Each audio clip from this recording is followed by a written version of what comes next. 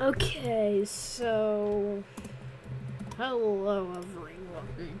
So if you know about the last stream, we just finished up with World War III on the last stream. So let me actually get my backup map out.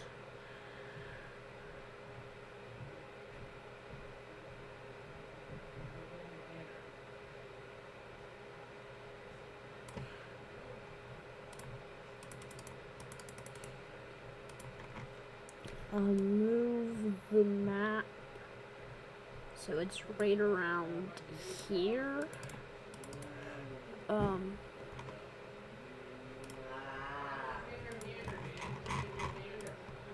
believe that's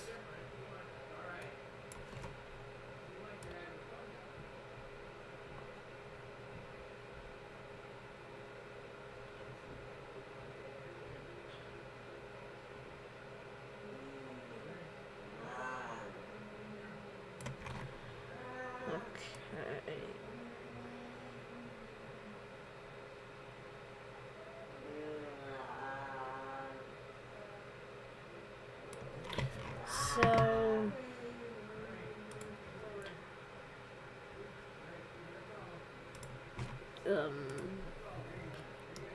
So Morocco takes control of the rest of Western Sahara and gets the land back that they lost to Algeria in the Second Sand War. So if you watch last stream, you know that chat controls the stream. Well, I still have some say, like me making up nearly the entire peace treaty.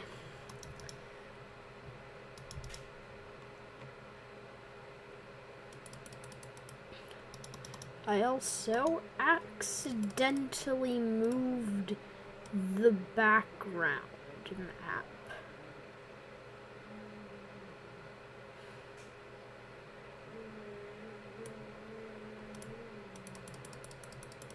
So I'm going to zoom very far in.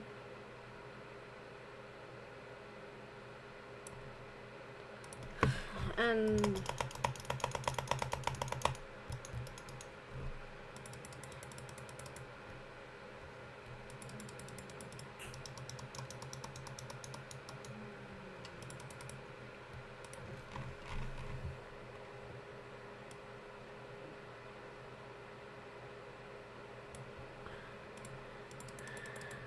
okay, so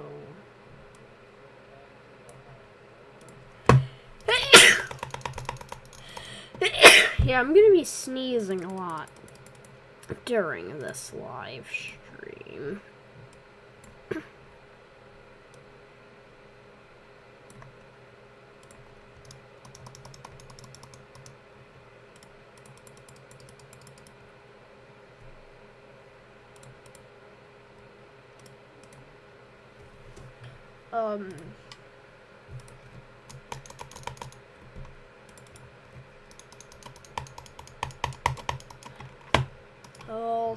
So China is broken up again. Mongolia is really large.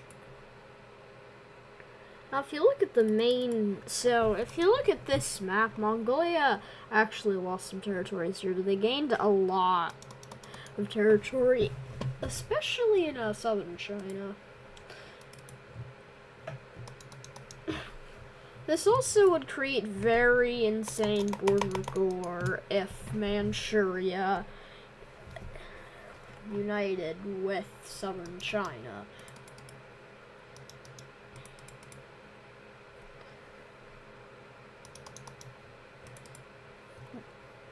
They were kind of all made on a separate line.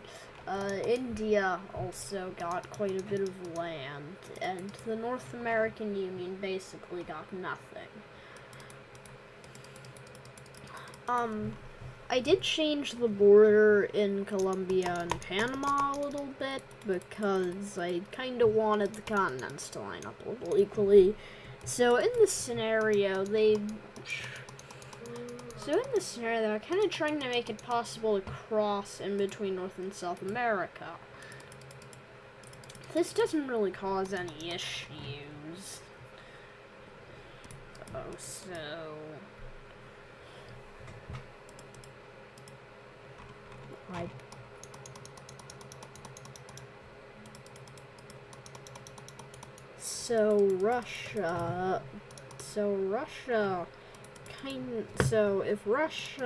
Russia can't really do anything.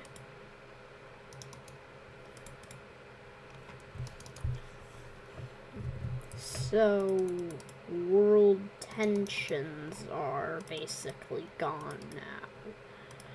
I'm there.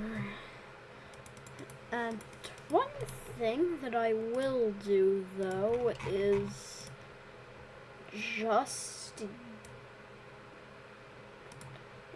solve, like, a kind of a pretty nitpicky issue.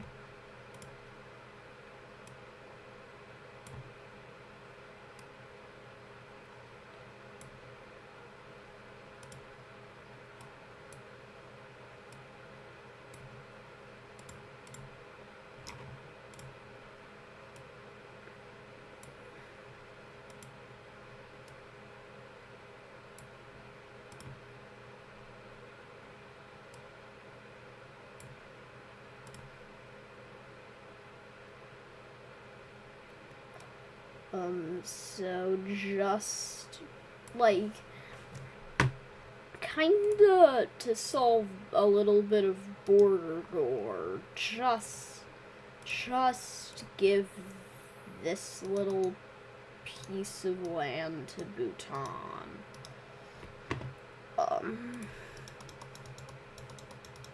Just so all of the Himalayas, basically.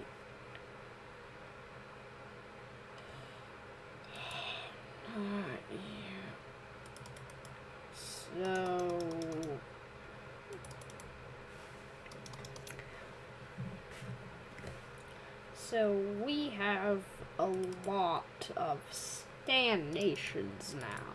There's Pakistan, Afghanistan, Turkmenistan, Uzbekistan, Tajikistan, Kyrgyzstan, East Turkestan, Kazakhstan, Tartarstan. We're probably gonna get even more. We're probably gonna have also some, like, Kurdish rebellion of sorts. This might have happened in the last stream, but I did grant some districts of I did grant these country, the country inside a country thing of the United Kingdom. I kinda did that. I kinda separated all the districts. The countries and countries. So basically, what's also going to happen in this scenario is a worldwide reconstruction. If you're American, you probably know how about Reconstruction, aka the period after the Civil War, where America had to rebuild. Basically, this is what's happening for the world. Now, the most wrecked places are probably in Asia. Towards Europe, there wasn't really much fighting done. Well, the bombs suggest otherwise. There's basically nothing in the Siberian tundra, so that's actually a pretty weak. It's actually a pretty weak area in general. So, the first thing that I can actually see happening in the near future is Mexico joining the North American Union. This means that the North American Union once again has become the strongest, or it kind of. So the North American Union is on its way to becoming the strongest economy again, and is now easily the largest country in the world after Russia lost a lot of territory. And Russia was the largest, when the US and Canada united, they became the largest country. So now the North American Union is the largest country by a lot. Also, Newfoundland and Labrador is controlled by the North American Union. It wasn't given to Quebec. The only reason why it's part of the North American Union is because it joined the U.S. when Quebec gained independence. You may know that if you watched last stream. Iceland. So, basically, the North American Union. So this is So the North American Union, the Nordic Union, controls from here. It controls it controls a lot of islands as well. It controls Greenland, Iceland, Svalbard, the Faroe. So it also controls the Åland Islands, since they were previously technically part of Finland. So,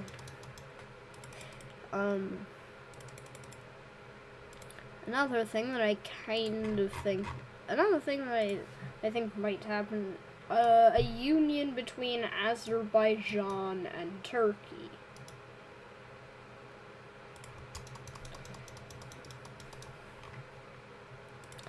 Also, Nigeria, goes imperialist or something kind of like that, and is now trying to take over all other African states.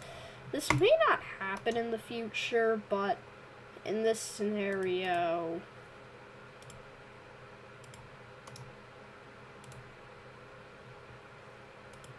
it's going to happen. Ignore the fact that the borders aren't surrounded. Ignore the borders and being a little weird, but other than that, that's basically the only issue.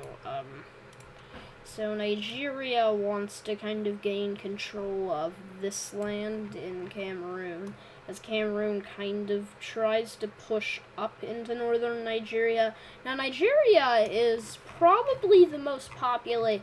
So in this scenario, Nigeria is the most populated country in the world because there was a big death toll in China and India.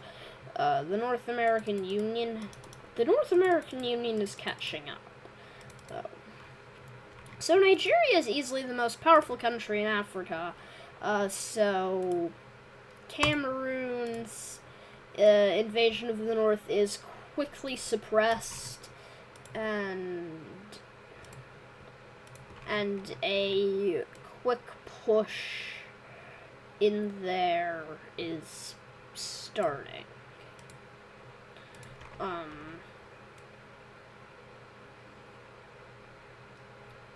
They invade this thing. Or no, they actually start invading upward to cut off northern Cameroon from the rest of the country. So they quickly take that all. So they quickly take that part. They also kind of try to progress southward and eventually... I don't really know much about Cameroon, so I might make a lot of inaccuracies here. They managed to cut Cameroon off from the sea and begin the real invasion.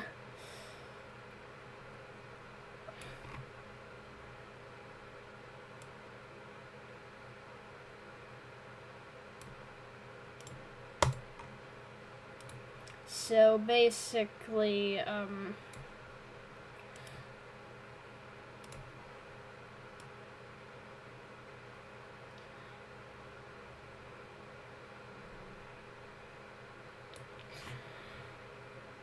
so Cameroon quickly falls to Nigeria, and the border changes are pretty obvious.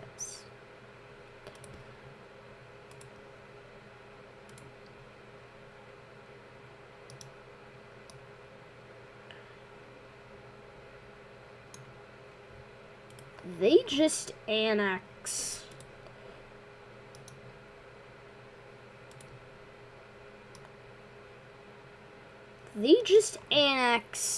it all.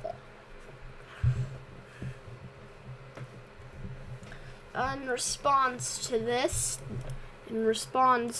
the Republic of the Congo joins the East African Federation, and its border nations will soon follow after.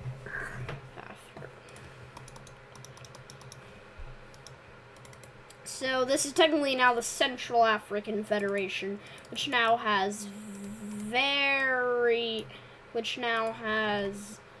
more major access to the Atlantic, which they can use to further strengthen their economic role in the world, which they do a lot of shipment.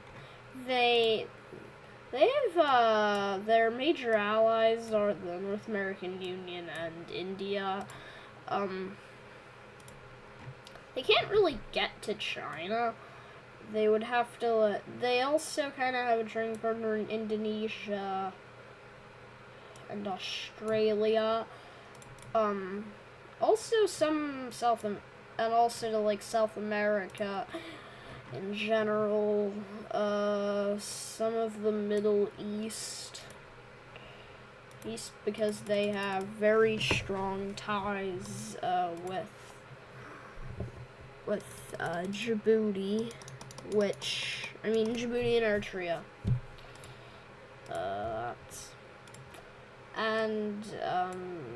Oh wait, that's an eraser. So they kinda just...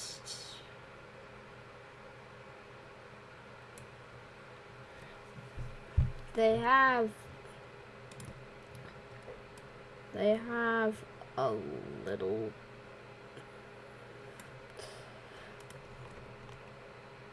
They also... they're kind of the most powerful country in Africa at this point, so I know that I did say that Nigeria was the most populous, but it's actually the Central African Federation. Now, Nigeria only has about 500 million people. The Central African Federation also has about 500 million.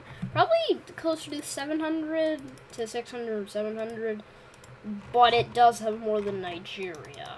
Nigeria is just very densely populated.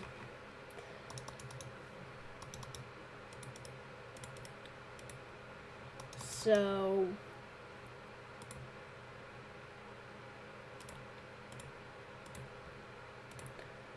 next, the Nigerian so this is practically the Nigerian Empire at this point.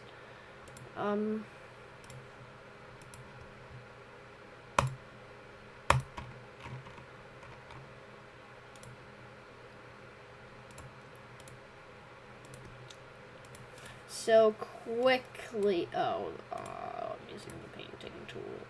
So quickly, Nigeria starts pushing into Benin, and basically takes the, so I'm going to use the recolor tool for this. So they kind of start their invasion up south, and then slowly work their way up.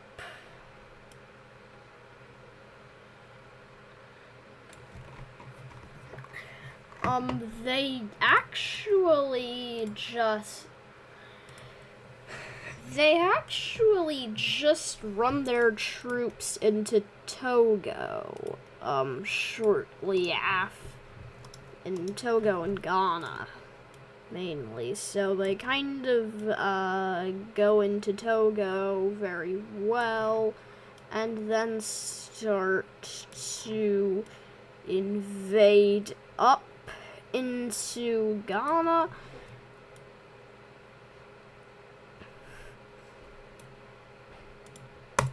So basically that's the Triple Peace Treaty for Nigeria. So that's the Nigerian Triple Peace Treaty, and basically they decide to,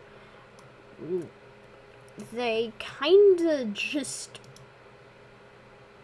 puppet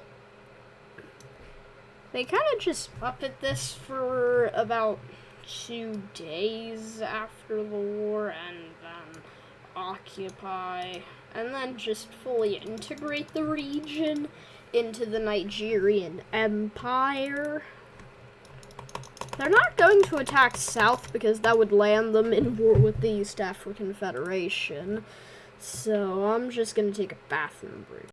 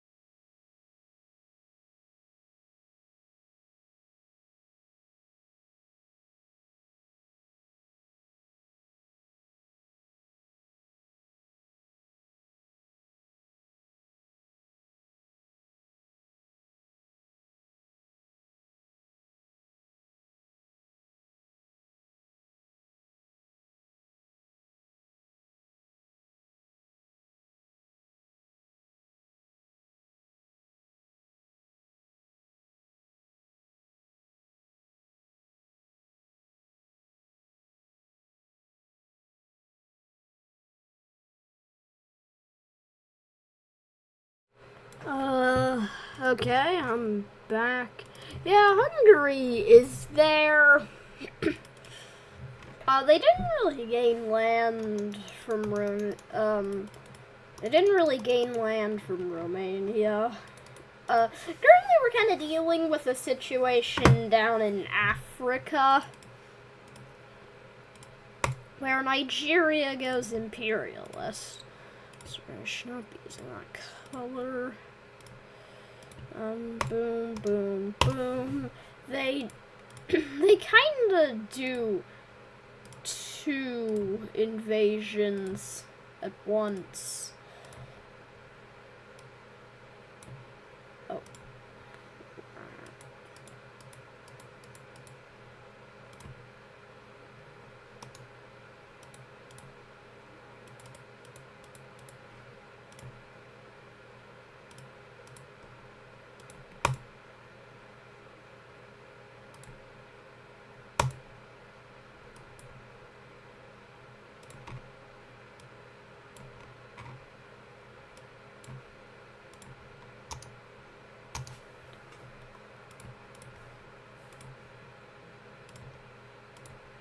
So they kind of start with the landlocked country, the Ivory Coast, or Cote d'Ivoire.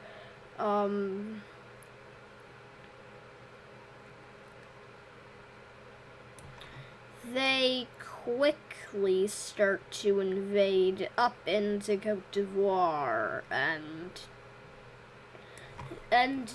quickly get up into Burkina Faso.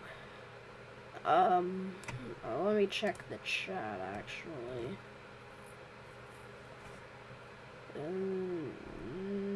No. I mean, this isn't really like World War III. like, this is kind of setting the stage for future events. So don't get mad if red wins. Because it'll all be because it'll eventually all be revoked.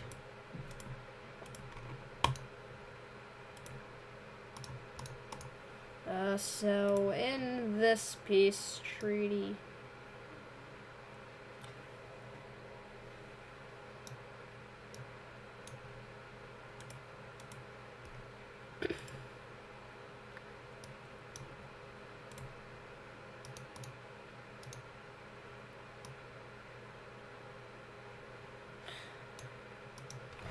basically, Nigeria is now the most populated nation in Africa, or now the entire world. No, I'm sorry, that would not, this doesn't, also, now, now, some people may consider that unfair, but I can decline people's requests if it's unrealistic. There is no blue team because I kind of deem it unrealistic that 2 European countries would help aid 2 very small African countries that they don't really, like, they probably wouldn't even care about that. So,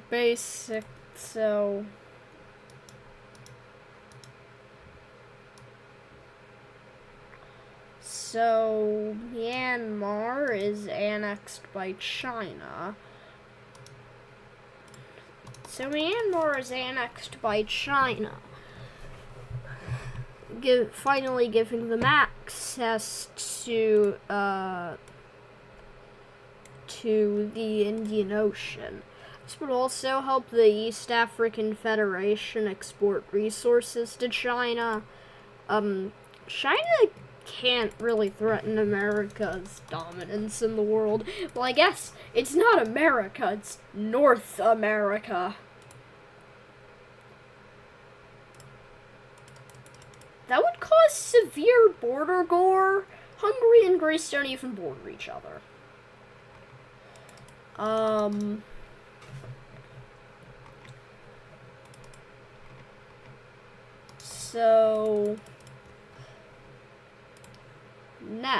So the first union, I guess, I do kind of want a Baltic Union, so I'm going to make a Baltic Union, mainly just to give them protection from the big Russian giant up here. Well, Russia's now well, I guess the entire world's blue, except for Nigeria, Nigeria's practically fascist. Hungary takes Romania. I'm not going to do that. That would be kind of unfair. But I did forget to give... But your request does remind me that I forgot to give Hungary land. Or no. I didn't give Hungary any land after World War III, so I guess this would fix it.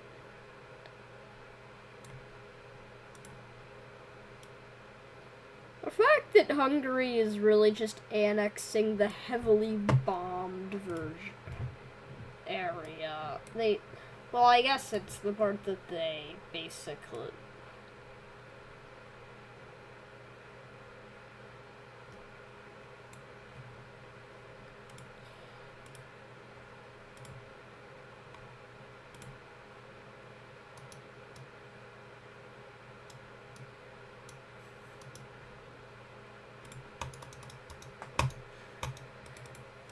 So, now Hungary is pretty long. That might cause...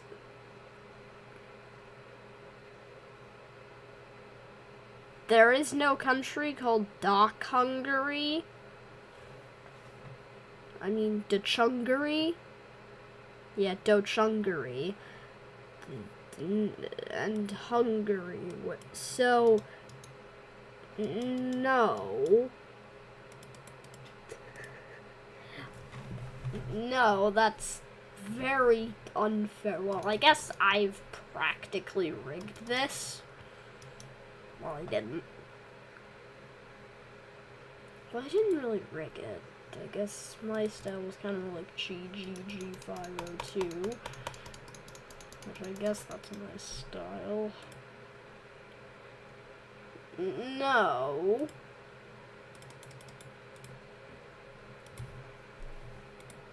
No, Greece already took Bulgaria. They're not gonna... I mean, I guess. The most I could give you is just landlock Romania, which, sure, I will.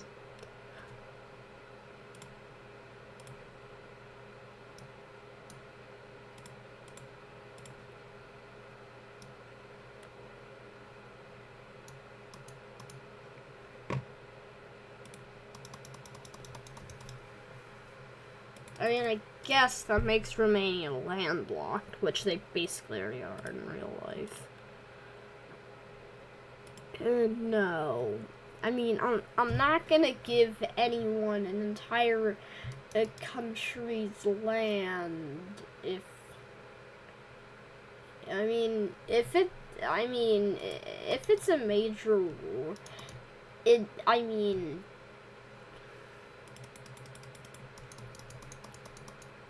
basically, if there's a major war going on, oh yeah, you can't hear my desktop audio. Well, it doesn't even matter.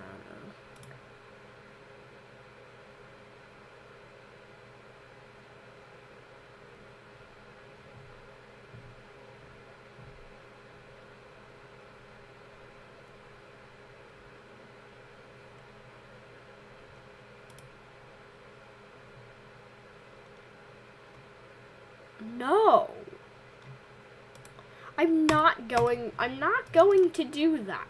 Hungary and Ukraine were on the same side during World War III, so I doubt that would happen. In this scenario, at least. To anyone who's hearing me IRL. Because yes, people can actually hear me. Shocker. I have a life.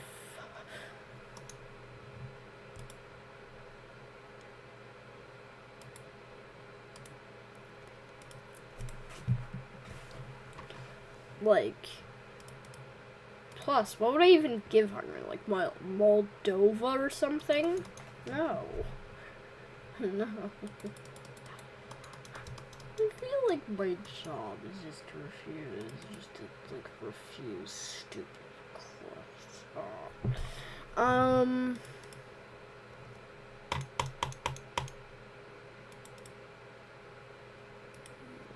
What is happening?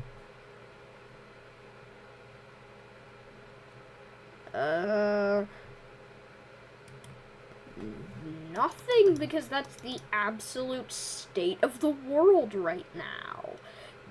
Basically, nothing is happening. Because I can't find anything interesting to happen without it. Oh, gosh. So, basically...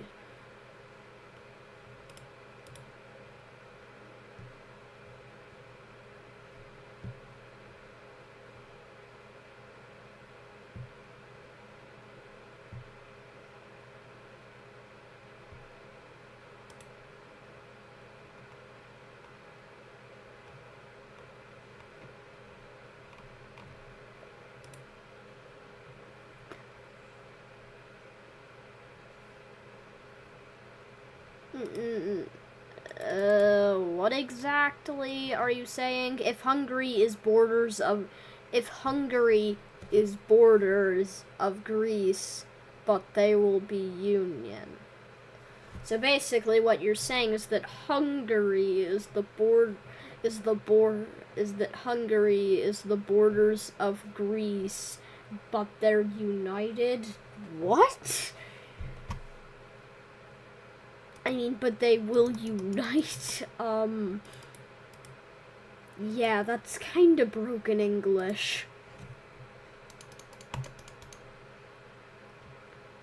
I do have a very strict rule. I won't read. You have to use proper English. What is... Okay. My only minor complaint. What is this? What is this? Why does Tajikistan... I believe that's either Uzbekistan or Tajikistan. Oh. Oh. Gone. There we go. It's gone, and it will never come up again. But, I mean, I don't want a Hungarian-Greek union. That would just be too cursed.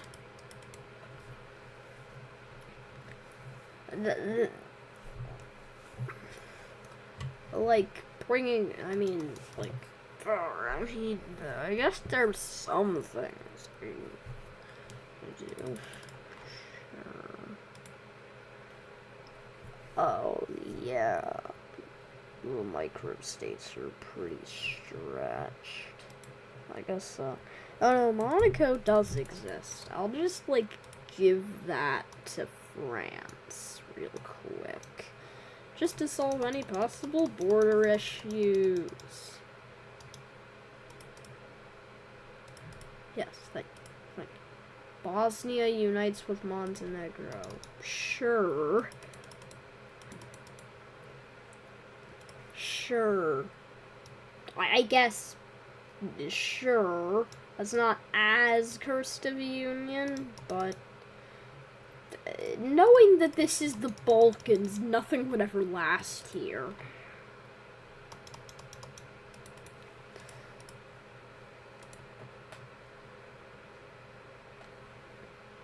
Hungary take medium land of Ukraine, ease do it.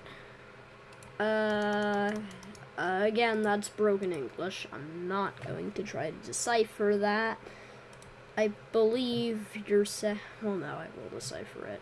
Hungary takes medium land from Ukraine. Please do it. Hungary unites with, well, Hungary and Romania also is kind of, well, I guess they're both Slavic. I guess that's, I mean, I don't really want them. No, they fought against each other in the Third World War, which has happened and is over by this timeline. Hello?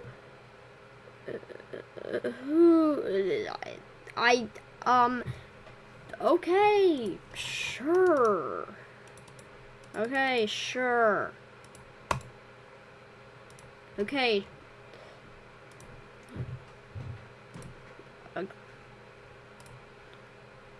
Okay, sure. Oh, nope, I have to cover some things. Real quick. Boom, boom, boom. That's everything. Nope. Just cover the border bomb.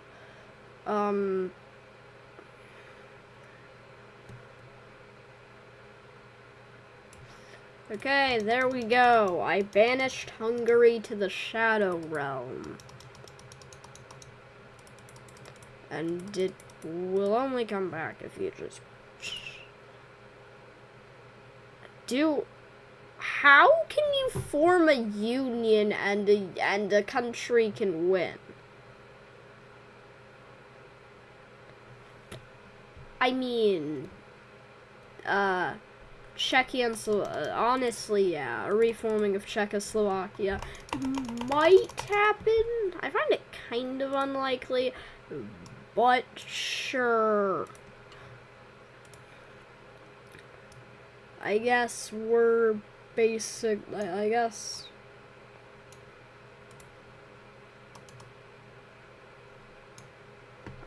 Sure, Czechoslovakia can reform.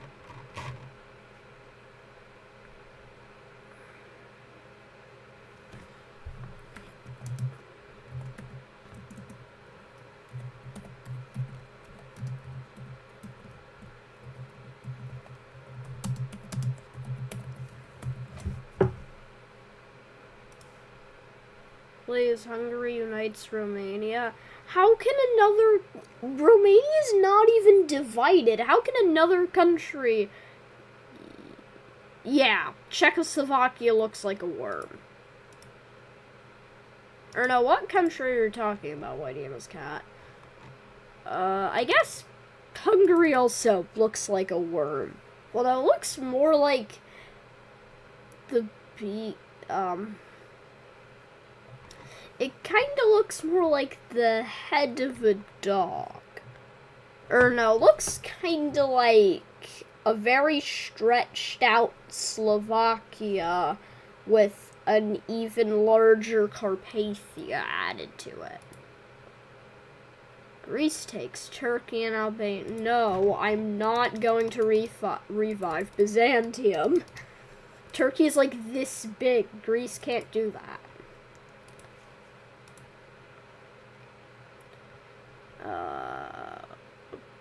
But the European wars got caught. Bruh, it's not looking. What is not looking? The countries can't look. What?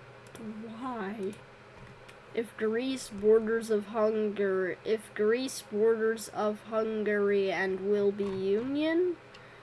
I mean, if Greece is borders Hungary and will be union. You don't actually need is. In the context of this, you don't need the is.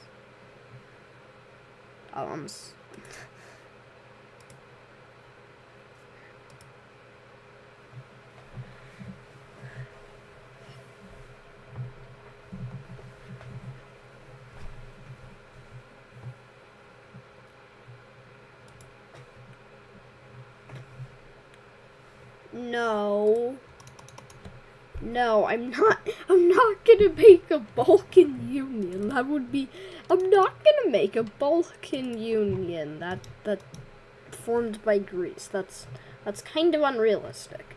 One, Greece is in huge debt. I mean, let's just say that Greece is just in permanent debt.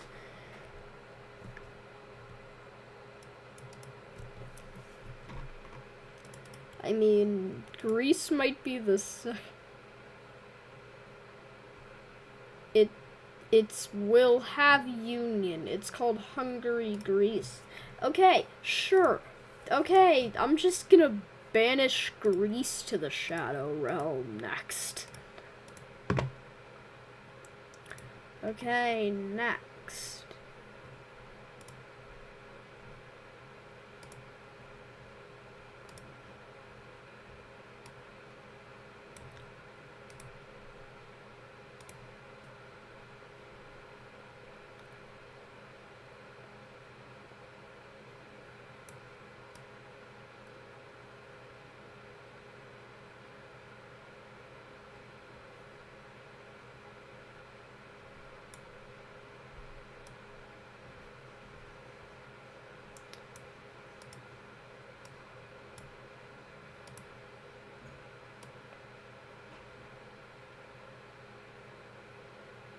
Okay, there we go. Dark gray means that the country has been banished to the Shadow Realm. forgot to banish this part. There we go. Now, oh, nope. Also forgot whatever that island was.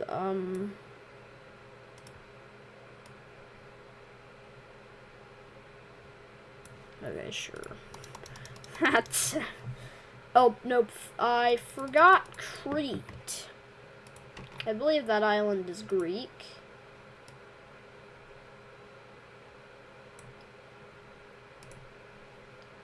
There we go. Crete's now filled in. There we go. There we go. Now Hungary and Greece have been banished to the Shadow Realm. Can you go? Sure.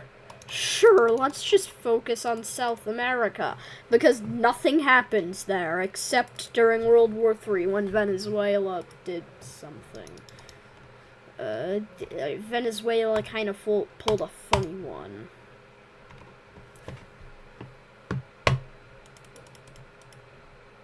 So, now there is no Venezuela, just occupied territory. Crete is Greek. Yes, it is. No, I'm not going to... I mean, do you want me to banish Cyprus to the Shadow Realm? No. I'm not gonna banish Cyprus to the Shadow Realm either.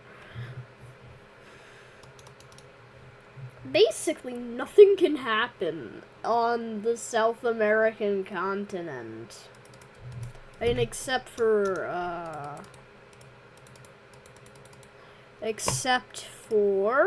I mean, I will add a little minor detail.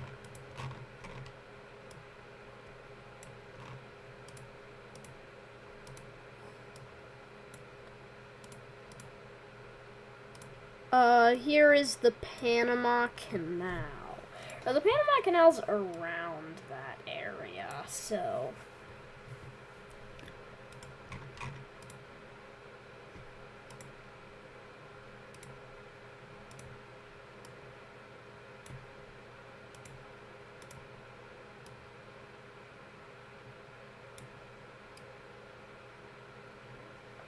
There we go. Now that's the Panama Canal represented very well. Chile takes Peru. Chile takes Peru. That would again cause intense border gore. One, they have such a small border. Also, Chile's pretty weak, I believe. Make Greece super bad. I mean, made Greece super bad. Well, anyways, I guess I only had to make a minor change for the Panama Canal thing to work. I will add... Because technically the Panama Canal... So the Panama Canal does separate the Americas, but it connects the Atlantic and Pacific. I mean, yeah, it does. It does connect the Atlantic and the Pacific. So Colombia would annex the southern part of Panama.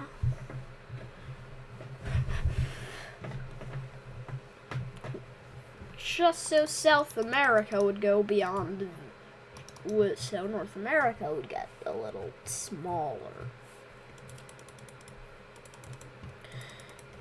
And now the North American Union takes Hispaniola. It's technically not Hispanic because the Dominican Republic was once British and Haiti was once French. So it's really neither part of the island. Greece will form, but no, I'm not reviving Byzantium. I'm not, sorry to break it to you, Montenegro does not exist. Well, it does, but it doesn't. I don't really know. Central America would also kind of start joining the North American Union because the entire continent's basically united. Guatemala and Belize join, but that's basically halting of progress. Why? Greece is banished to the Shadow Realm and is in an unimaginable amount of debt, so...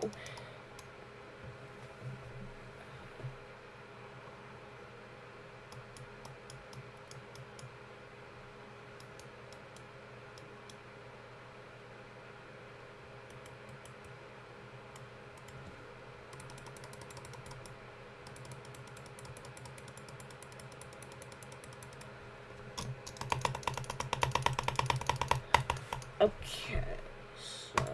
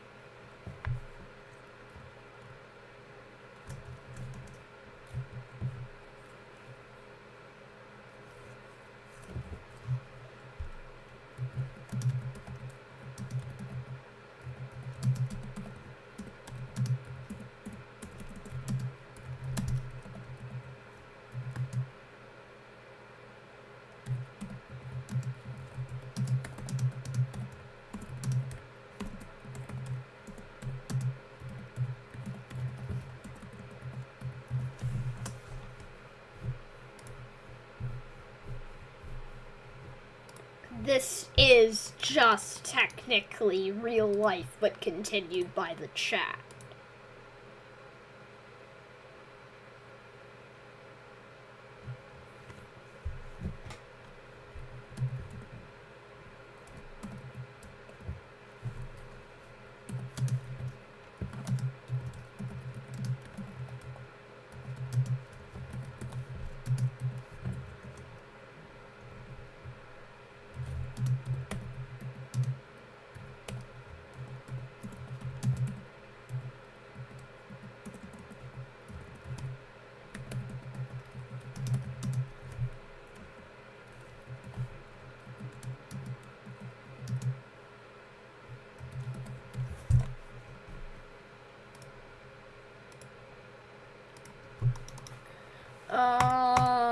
Well, Greece is dead because, okay. Okay, I guess I have to continue this because the chat left. Probably because I was being a little rude. Maybe. Probably not.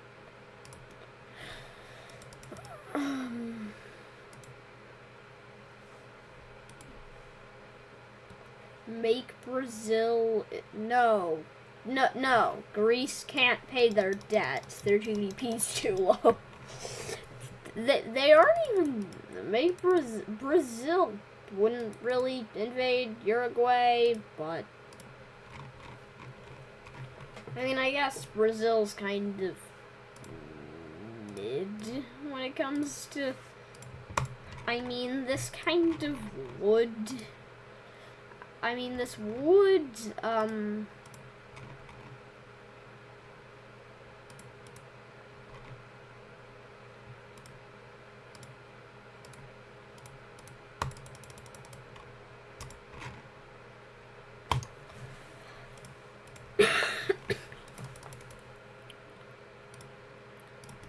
I guess that makes for a fun story. So, Brazil's pretty strong and quickly starts rolling through Uruguay. eventually getting down and capturing Montevideo. I don't really know how that's pronounced. So Uruguay is kind of being obliterated.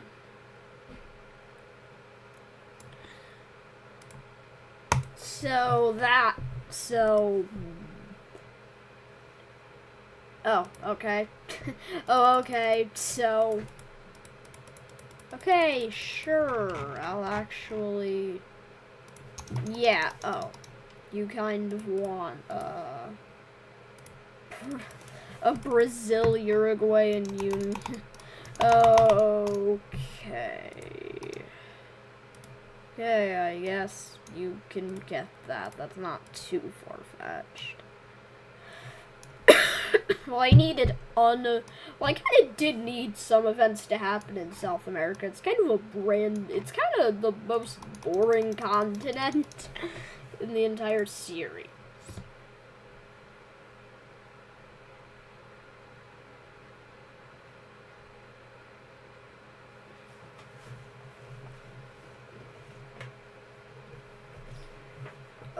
No, you're not supposed to accept.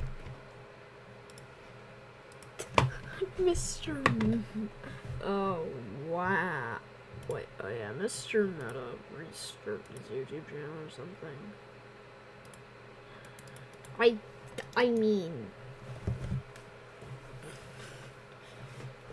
Okay, this is kind of weird, but why does Brazil kind of now look like an ear? Like, why does Brazil kind of look like an ear?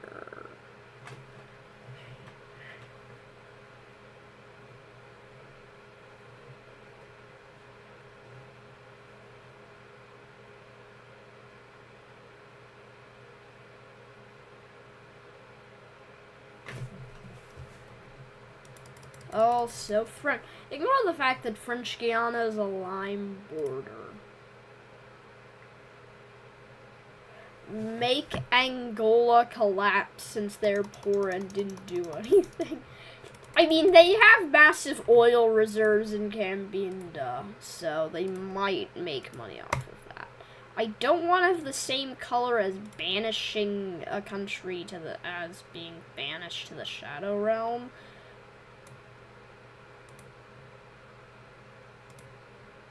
So, there we go. Angola has now collapsed, so the EAF kind of uses this as an excuse to annex the entire country. Because they kind of envied...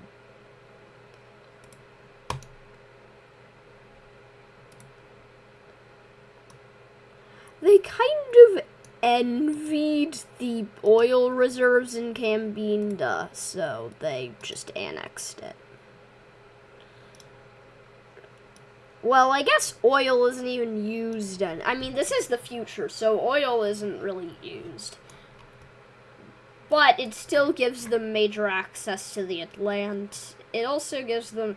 It does give them very strategic access to the Atlantic, though.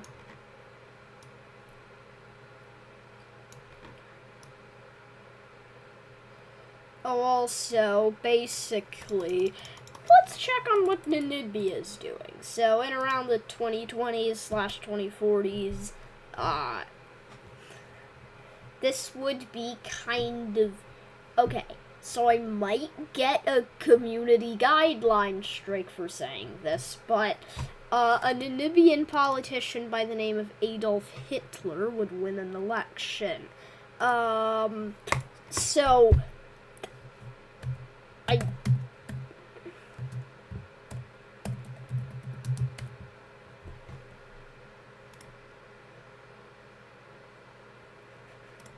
I'm not going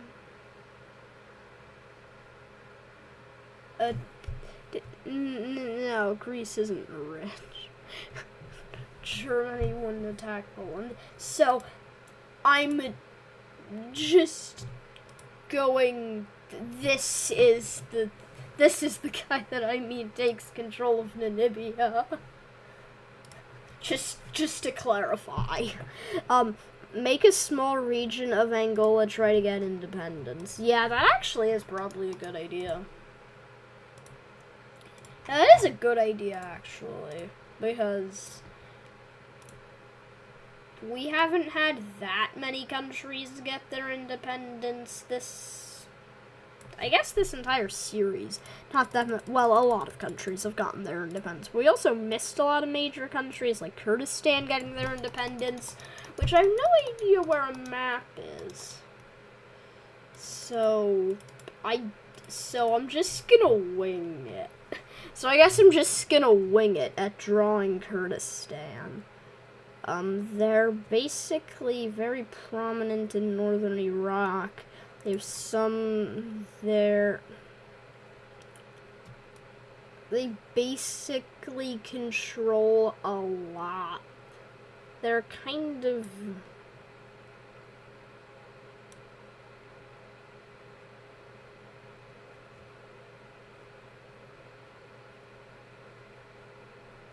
I did kind of need Kurdistan to get their independence for something. Syria gets independence from Tra3KYY. I'm sorry, there's no country with that name. Also, some Kurds might... Also, most of the Kurdish population is probably dead because... Well, no. Most of the Kurds are probably still alive. Some have died because, Turkey, Syria, and Iraq, and even Iran were heavily bombed during World War III. That's basically a buffer state. No. Wait, no. What do I mean by, like, buffer state? No.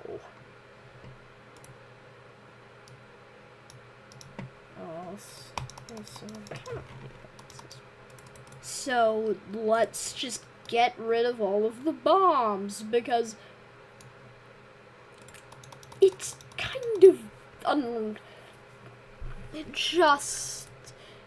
They would have to do a lot of nation building, but make Europe clean the there's no nuclear waste.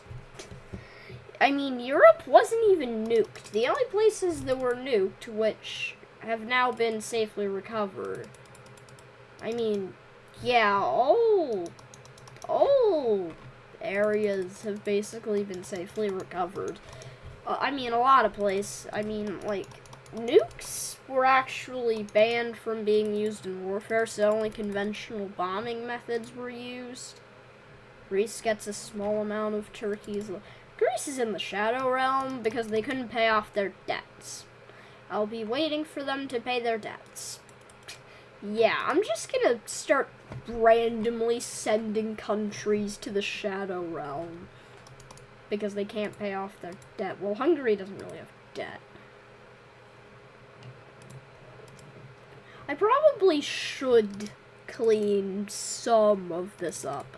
Probably most of the bombs in...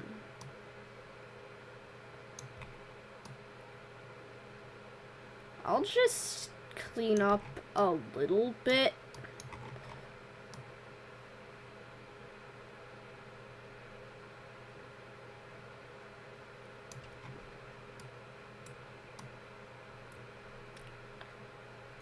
So some of the bombs are not.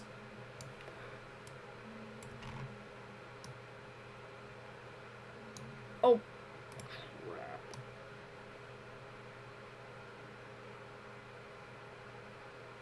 I have to paint over the borders.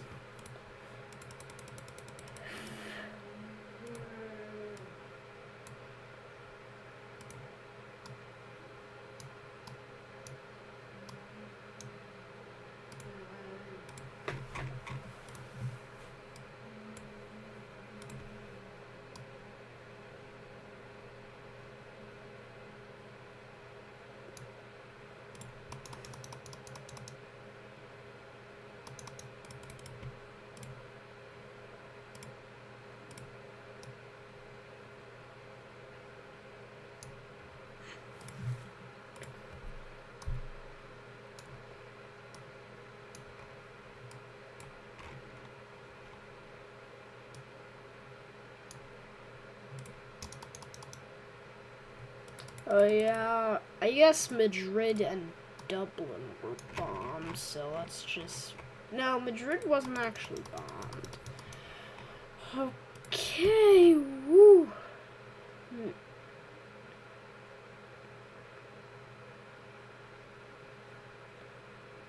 No, why are you doing this? Oh, you're Greek. Make Albania invade Bosnia and Croatia. Make Albania and Croatia... No, Greece can't pay their debt. Well, I guess Bosnia wasn't really involved.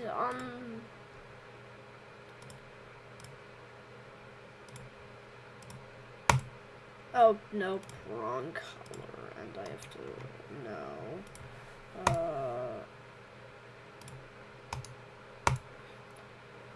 So, to begin, they kind of began making the first of...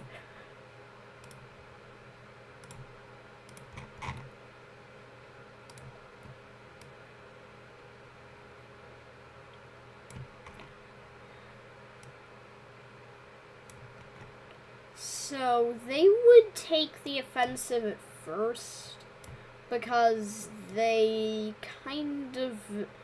I think they would probably do more of a surprise invasion. They would probably forget that Bosnia has... So let's just say all the landmines in Bosnia are still active, which this would kind of give them... This would give the Bosnians an advantage. And then...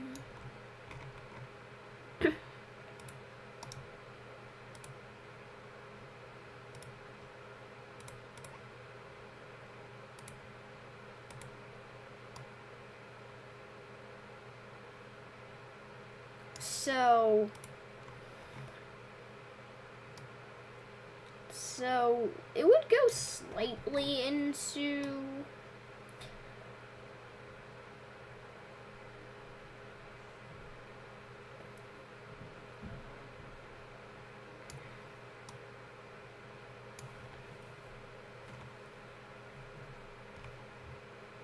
So they kind of just progressed to cut off this part of Croatia.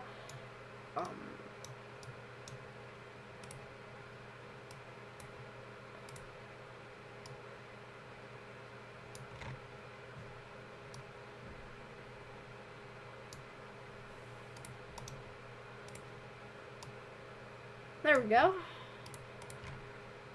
Because I was kind...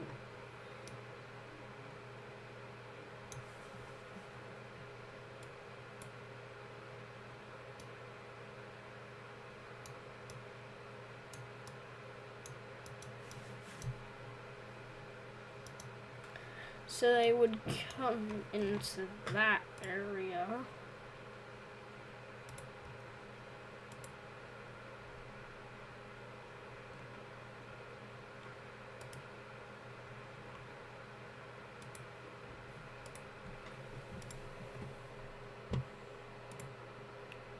Why?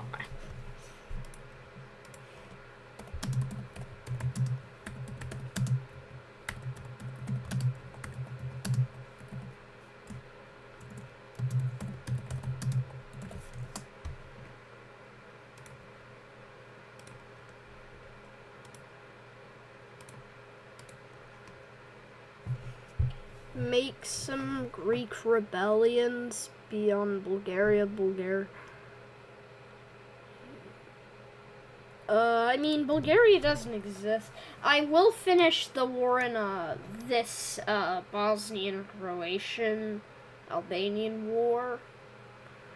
So, again, using encircling tactics, they cut off a huge pocket, and then again, encircling, they take an even larger pocket, and they work their way down and completely capture all of Albania.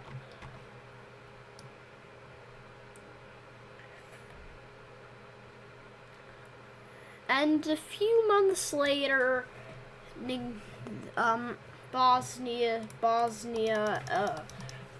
negotiations occur.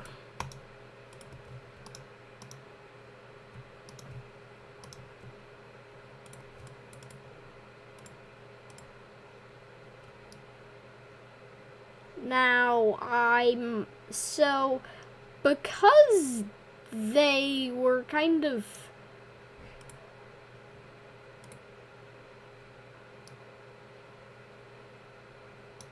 because they were kind of so confident that they would win, they probably wouldn't surrender, so Bosnia just goes for it and takes them all. Now, they will get a lot of revolts out of their system. No, Greece did not pay their debts. You have to know, Greece is just in permanent limbo.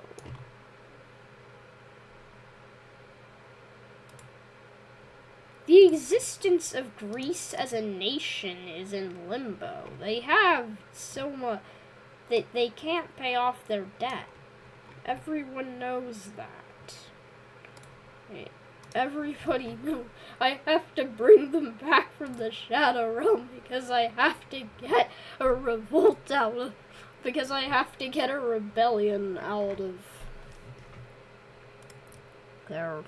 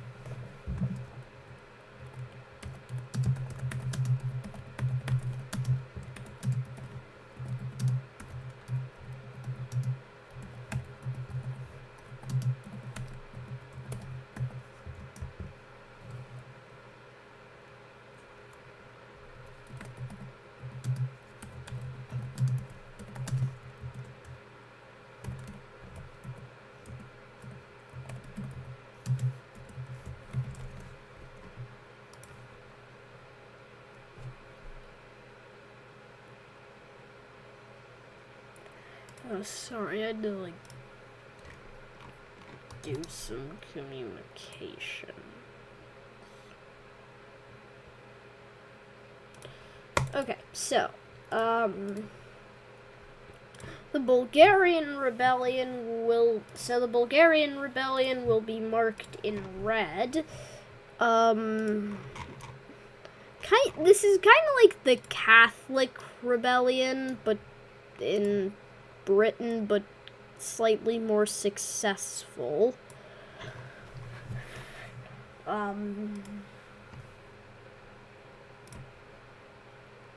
Next, we have a rebellion near Athens and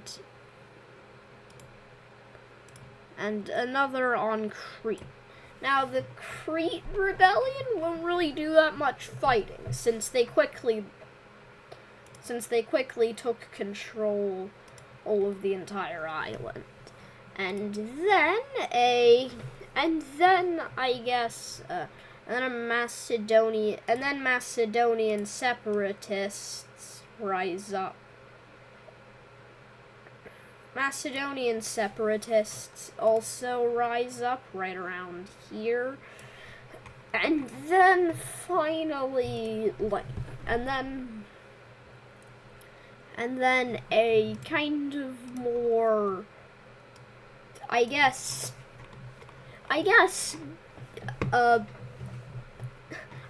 like, a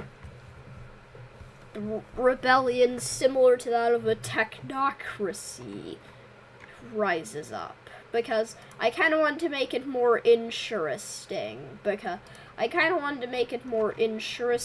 Since we don't really have any countries that are a technocracy today.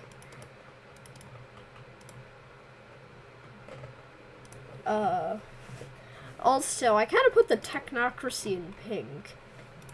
That might be a... So the first rebellion to make a move is the Bulgarian separatists movement.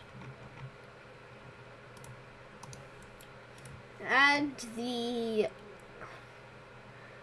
separatists in Athens are basically done with their thing, so they just chill. The technocracy rises up against the original government, and technically Athens also fell, but luckily they had a backup government. They did have a backup government in Sofia, which has not yet been captured by the Bulgarian separatists. And yeah, I kind of did the rebellion's a technocracy because because people in Greece are kind of falling behind, so they kind of turned to technocracy to kind of more advance a bit. Bulgaria finally achieves their dreams as well. They take that territory that they gained from Romania,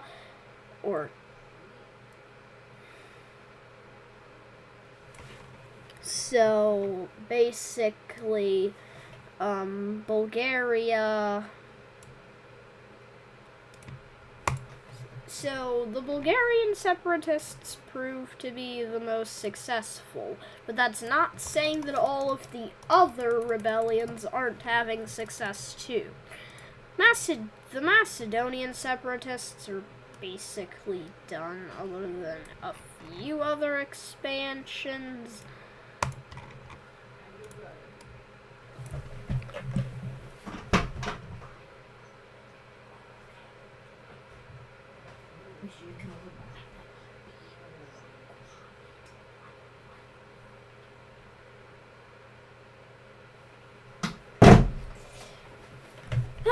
So, to make Caucasia join Russia due to once I'm done with this Greek civil war.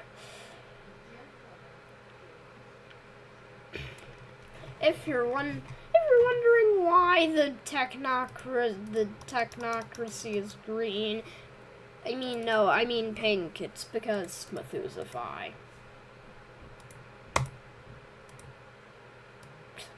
It's because of Methuselah.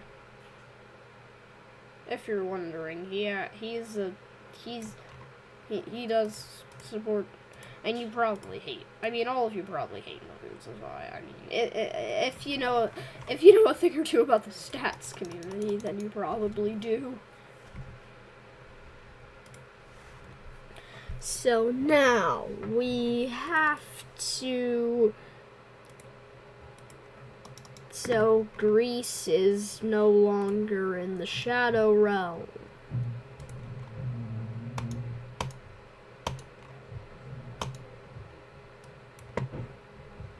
The original Greek government still exists. It just fled to the islands. It just fled to all the islands that Greece owned, so, Greece lives on.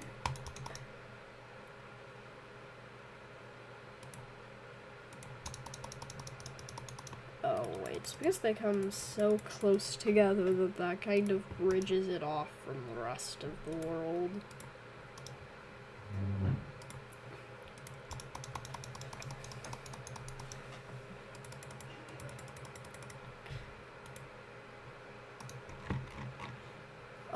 So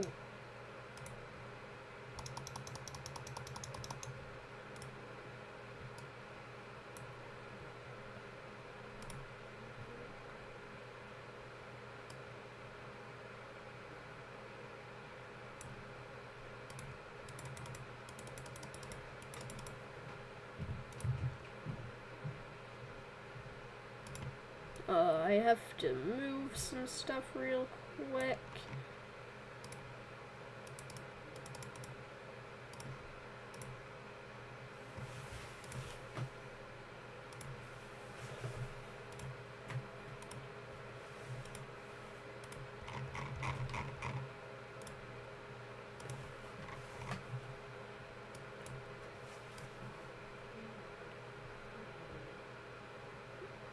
So Macedonia and Bulgaria now are independent nations, with Macedonia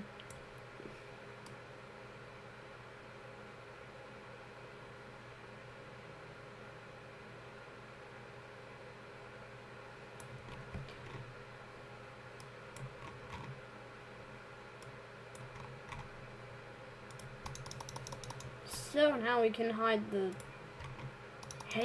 that handy second layer. Technically part of Caucasia is in Azerbaijan, is part of Turkey, which I just don't deem realistic. I guess I don't deem that realistic. While moving around the background, no.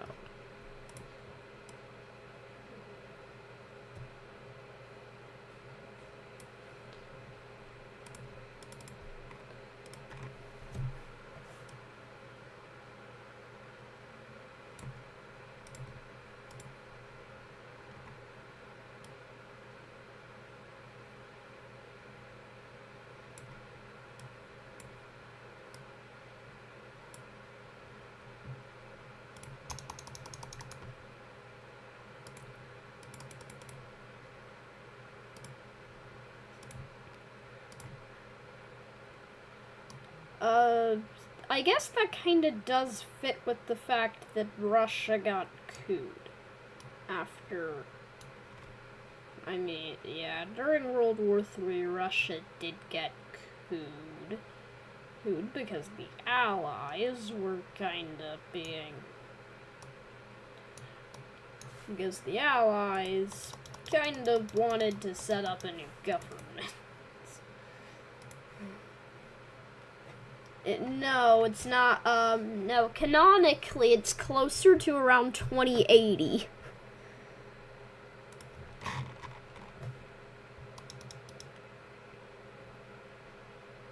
In my timeline, in this timeline, Antarctica's just its own independent nation. Now, I could make it so the countries would start reinforcing their claims over Antarctica, but some countries would have way too much.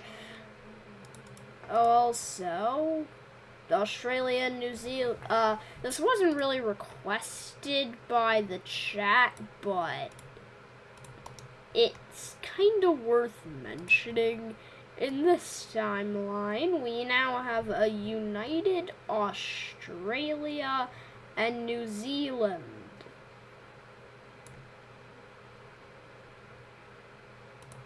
That might cause problem, but I guess so. Should we get Hungary out of the Shadow Realm?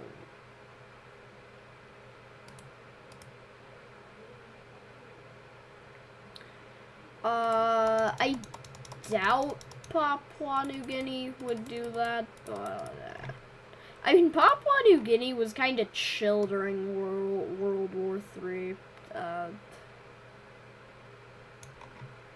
There and their 900 languages join Indonesia. Although you could just easily guess where the border is just by I mean, where the old border was, just by looking at the bomb destruction.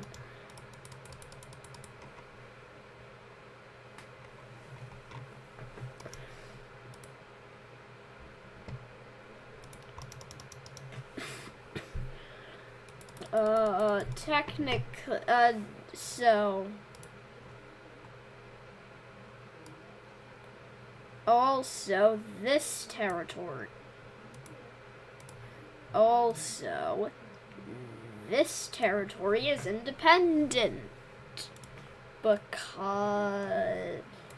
they gained their independence in, like, 2027, so, the island of Papua is now united.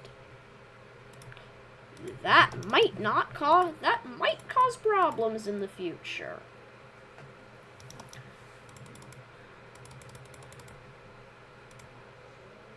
And Brunei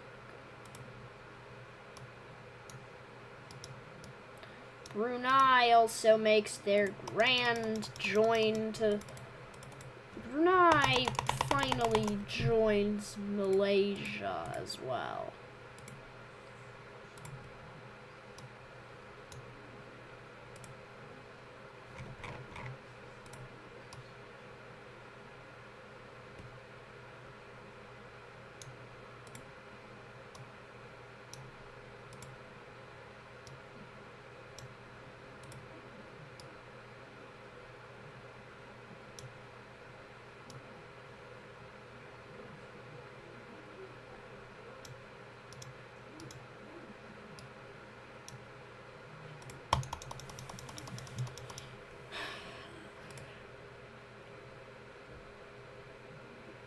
Yeah, that actually... Well, Siberia is basically a cold tundra. But, I mean... Maybe friendship between these two giants might work out? Only time will tell.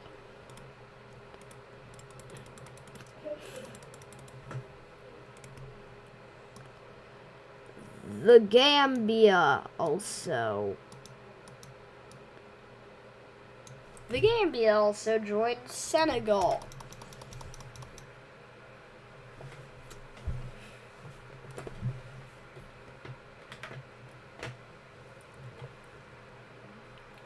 Possibly. You can't really find new elements. Most of them already exist. I mean, no new materials. No, probably new elements.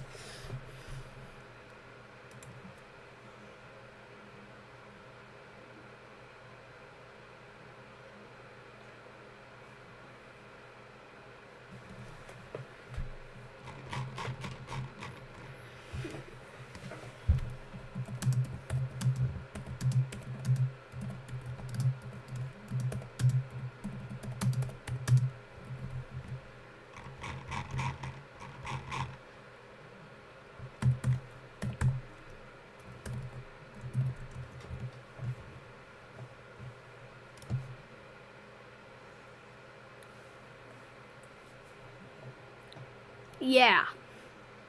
Oh, yeah. I probably should create a map of the moon. And then just add that as a layer.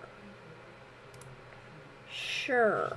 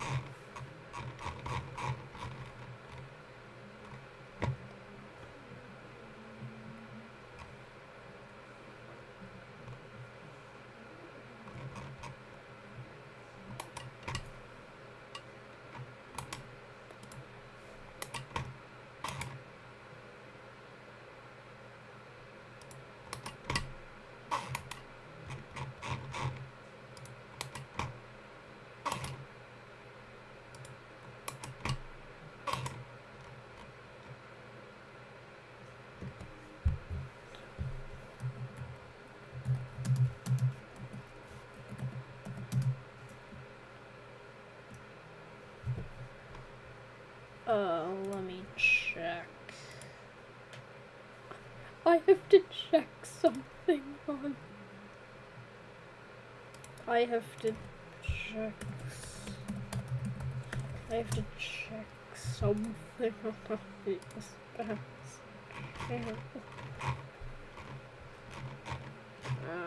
Yes. That's only 7 minutes ago. This would have to be at least a month before that.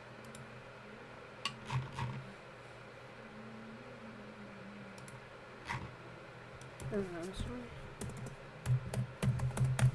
I have to find a jib that a month ago.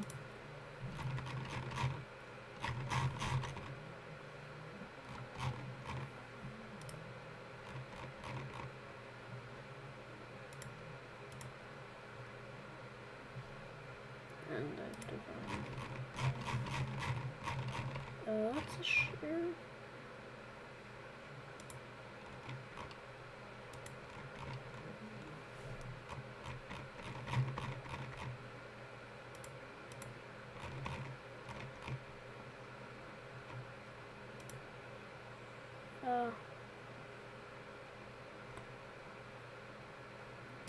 Yeah. I doubt Labrador. I doubt, that's actually called Labrador.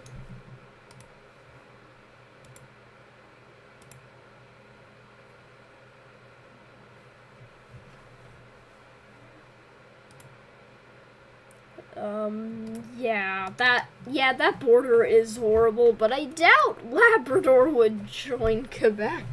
It was really only Quebec who wanted to leave Canada because Quebec had a very high French-speaking population. I might start considering that as a border change.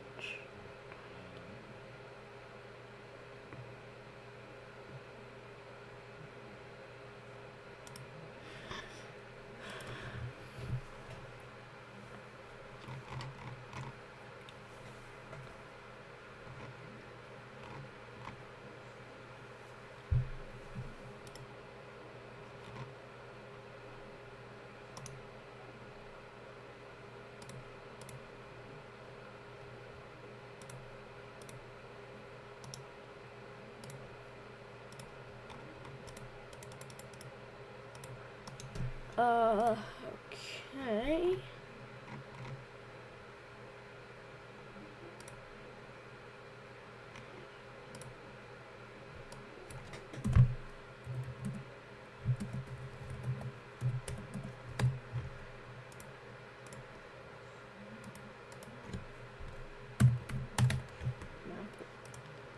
Let's just save it as a PNG. Go into layers, import that from a file. Go into pictures. So import map of the moon as another layer.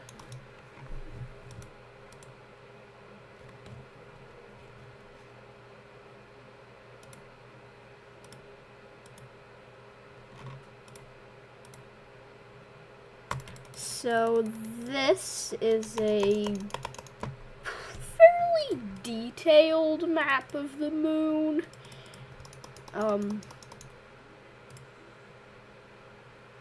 Make Poland and the Baltics unite.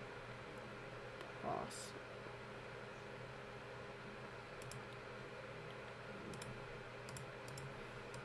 Oh yeah, I should. Yeah, I'll just. Yeah, I will actually just do it on affecting that version.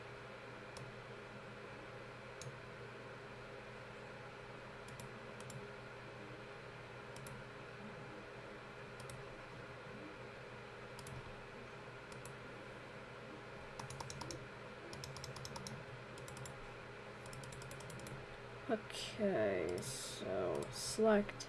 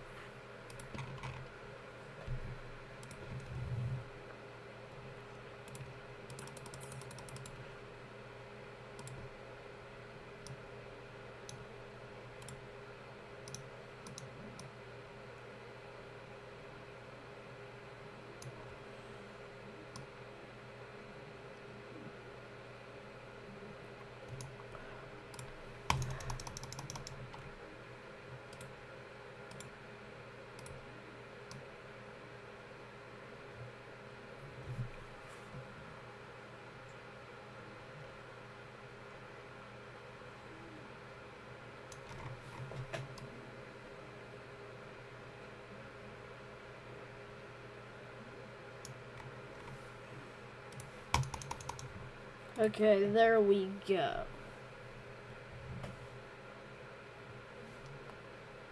Make the Saharan regions, Mali and Niger, unite. Sure. That would actually give them a good defense against Nigeria, which had a lot of overpopulation, so they kind of had to stop their imperial. Yeah, the reason why Nigeria didn't conquer more is because they had an overpopulation crisis. Make Poland and the Baltics unite. Sure, that kind of actually makes sense. In a way, that kind of makes sense.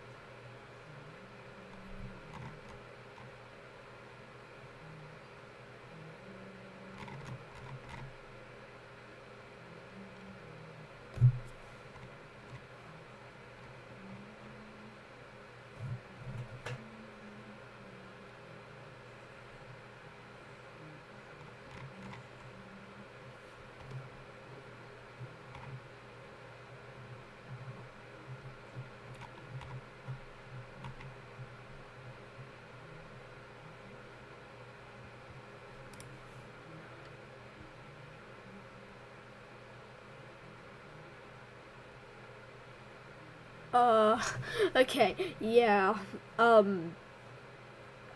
yeah, I'm here.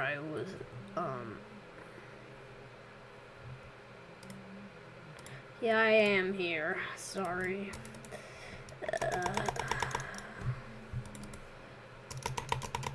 Why do I sometimes feel like I'm Canadian?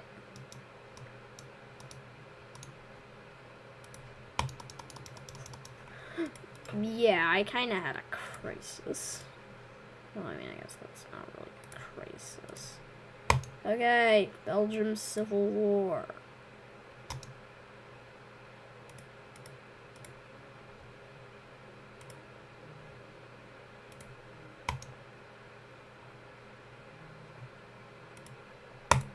There we go.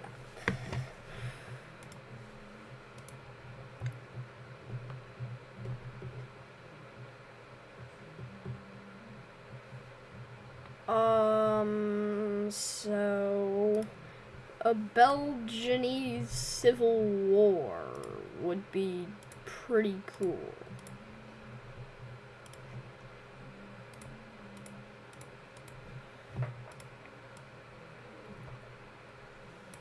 So so basically nationalist riots occur near France and Germany. Now, even with aid from NATO, Belgium can't really push.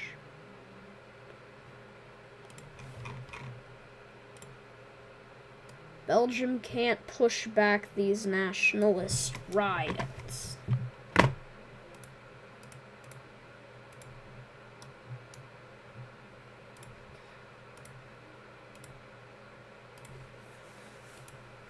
which continue to progress farther into Belgium.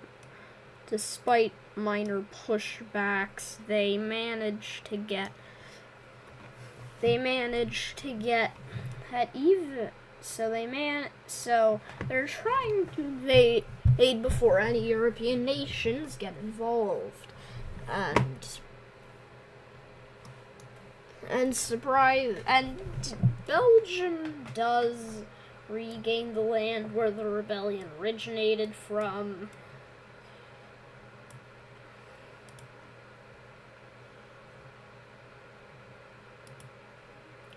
But basically,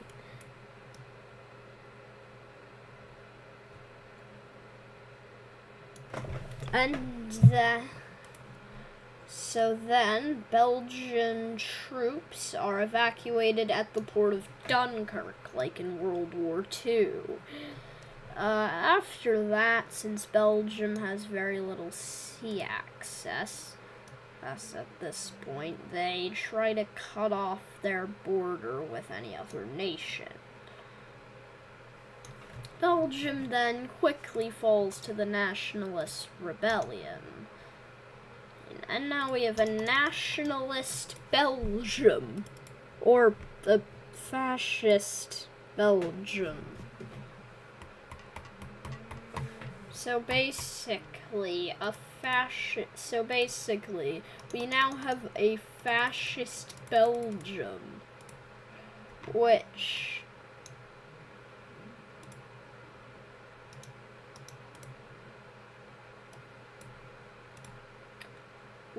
to some is now known as, this shows. So Ireland finally gets Northern Ireland back.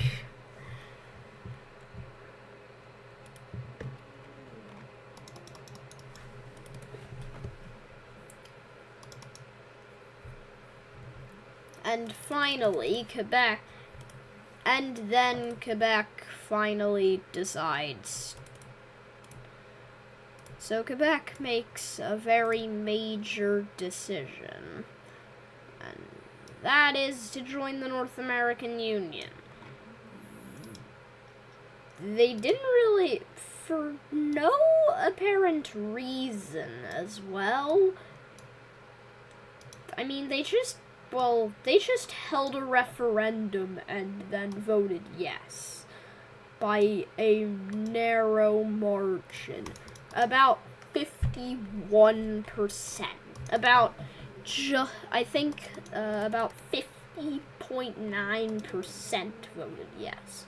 So now North America is nearly entirely united, while the rest of the world is falling, while the rest of the world is getting more and more divided. Well, Africa's basically uniting.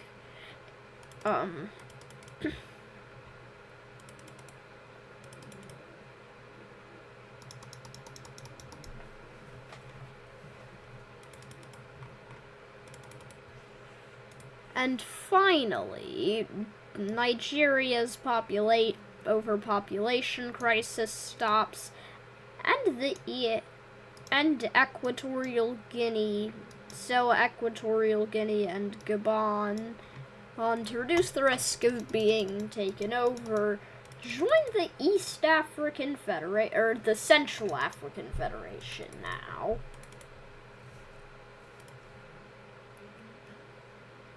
Now even more countries are joining, such as Somalia.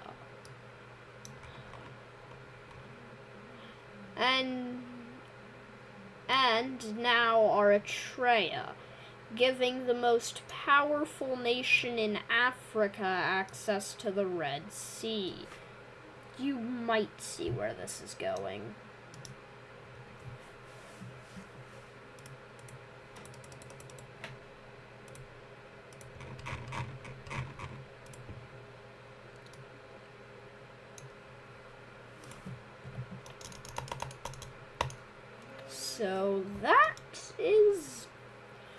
So the beautiful Central African Federation.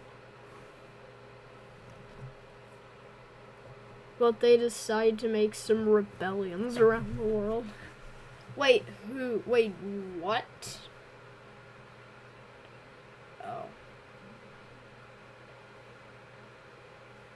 I mean, the EAF is kind of not that good at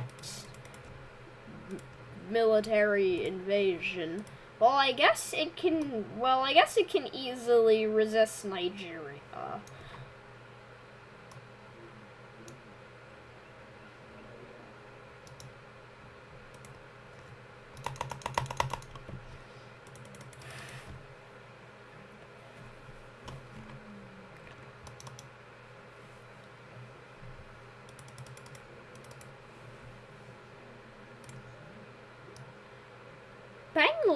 Bangladesh actually goes and joins India because, again, because of monsoons and an overpopulation crisis. Yes, in fact, Bangladesh, that tiny country, has more people than the entirety of the largest country, like Russia. Create Stanistan. No, there's just too much internal tensions for that to ever happen.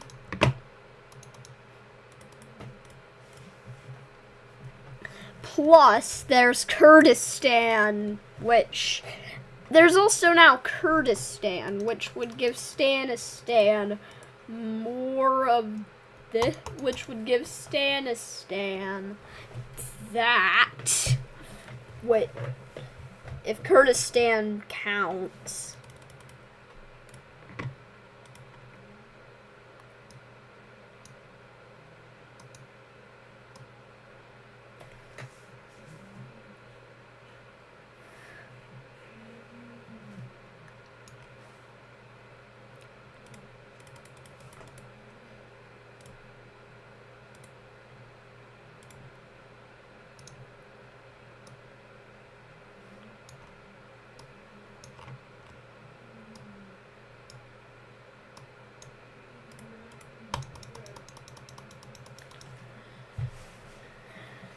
So now we also have a West African Federation.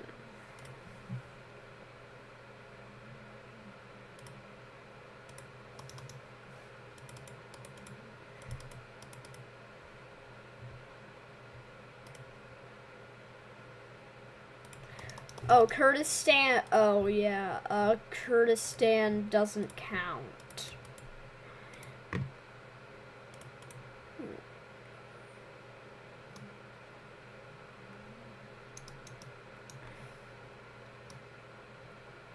So, they're not really... So, the stands aren't really trying to protect themselves against any one country, just in case of another dictatorship taking control of China or something.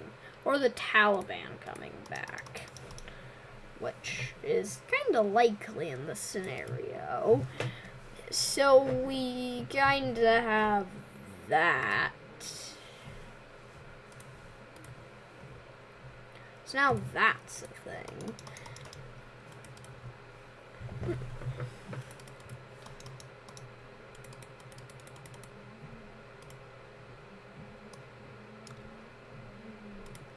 And Manchuria goes and joins China.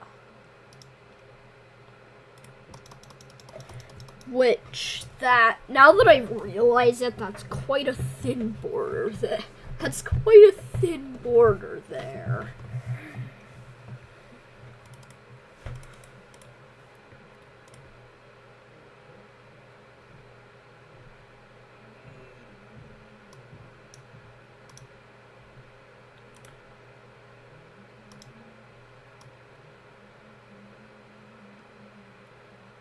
So now we take So now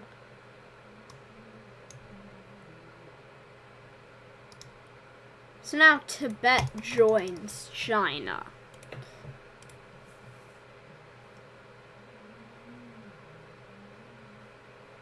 Yeah, that's kind of, that's an ugly border, honestly. So Mongolia decides to give up the territories that they earned after the war ended. And after World War III ended.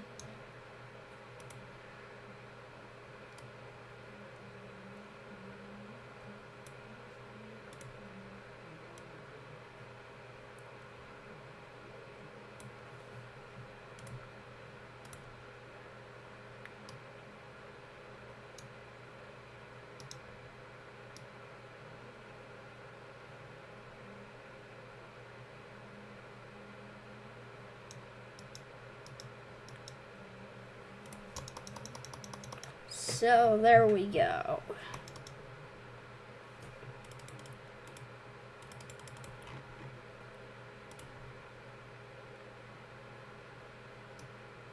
So this isn't, so we're not going to call this Stanistan. This would just be called the Central Asian Union. Because Stanistan is kind of a dumb name when it comes to a country. Like, come on.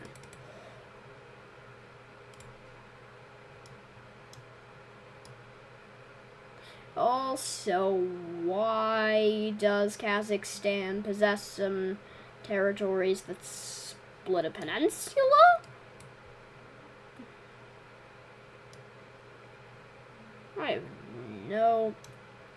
I have no idea.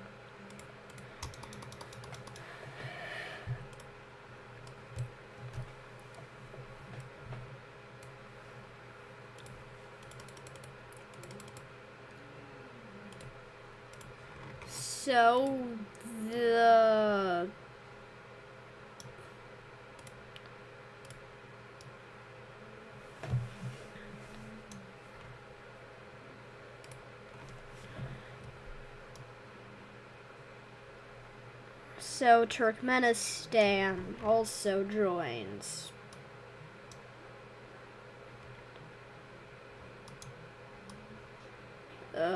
Because Turkmenistan's basically an authoritarian.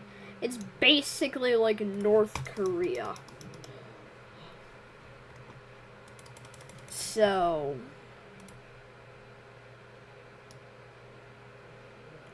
Tatarstan decides to join Kazakhstan. Or no, not Kazakhstan, the Central Asian Union.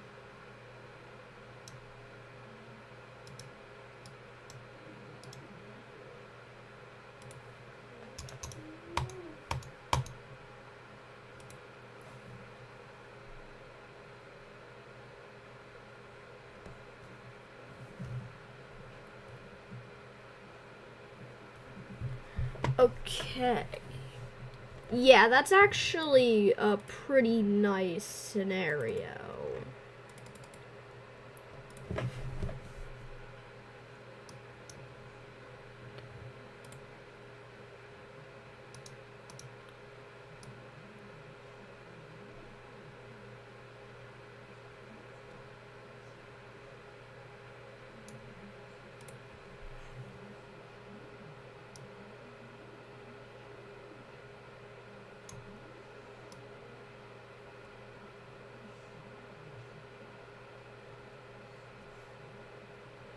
So now Afghanistan does not have to be invaded.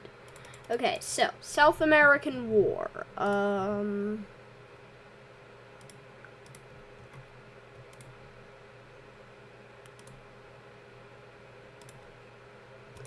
It is Brazil. So that would be between Brazil. Brazil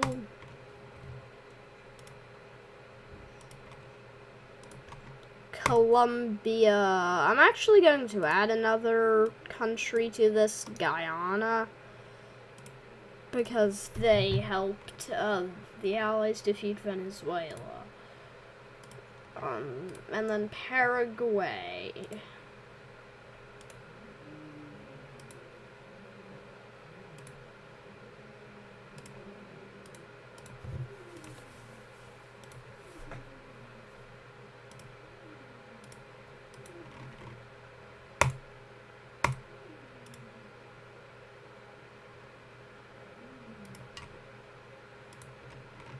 So Argentina, Chile, and Bolivia now. So also Siberia would just be a supporter. So the inciting incident is when Bolivia tries to invade Paraguay. This fails horribly, as you might expect. It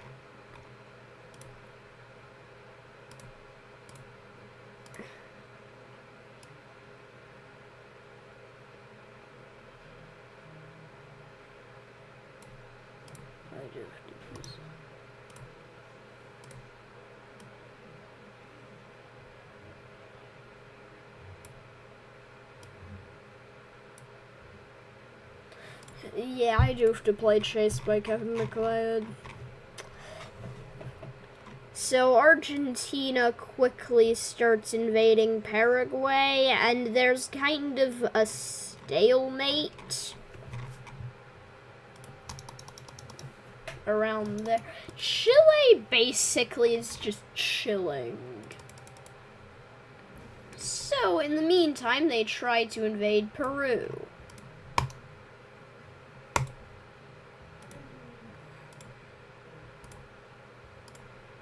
Which now passes de facto into onto the blue side, which now means that Chile is surrounded. So the first thing that Peru does is invade Bolivia. That's actually the same thing. So Brazil and Peru start a joint invasion of Bolivia.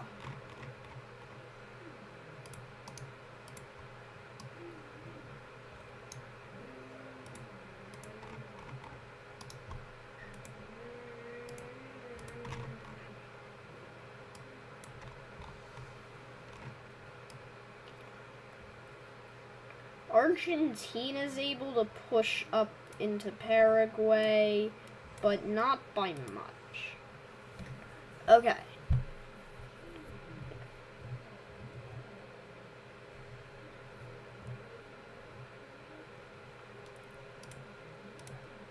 So we will add some supporter nations.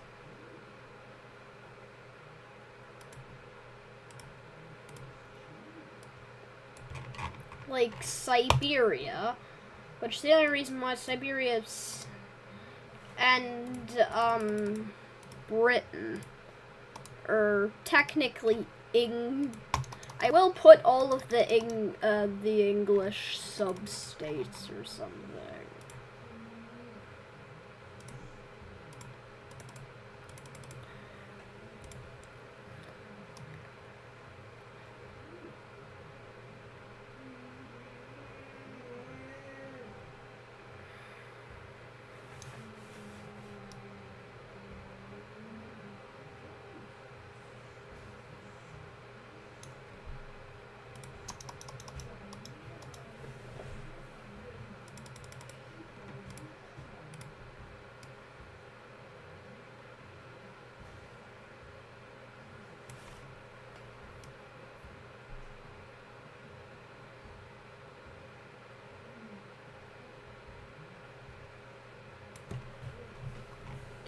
So, Paraguay's kind of fighting for its life here.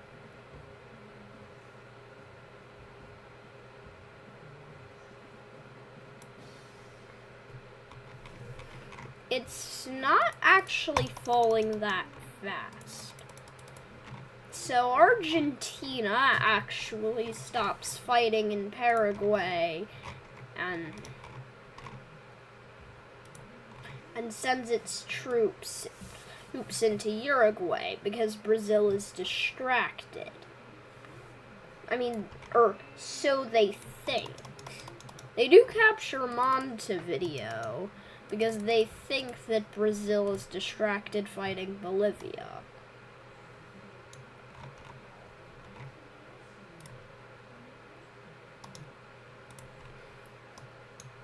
Because all Argentinian troops are forced to evacuate.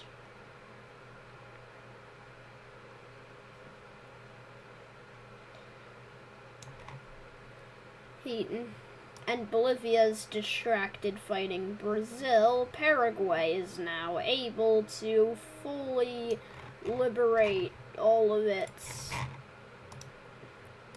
territory and start the invasion of Bolivia.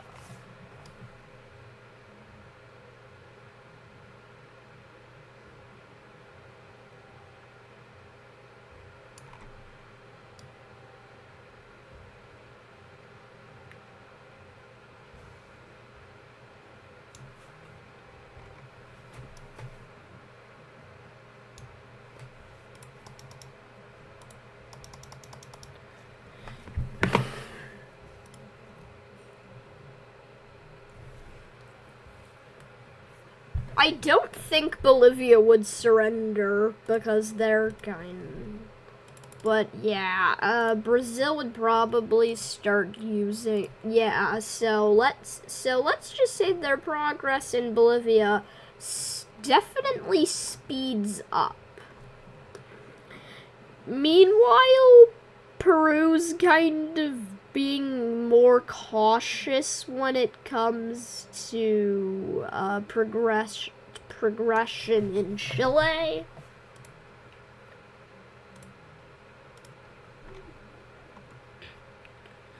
Bolivia, so what Peru tries to do is attempt to cut off Bolivia and then Paraguay and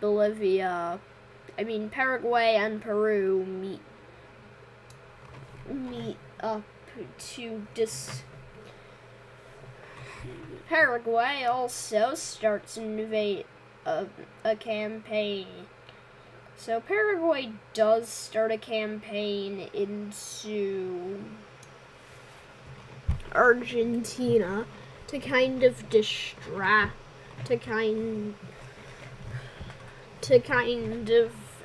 help distract them so the Peruvians can continue down along the border and continue into Chile.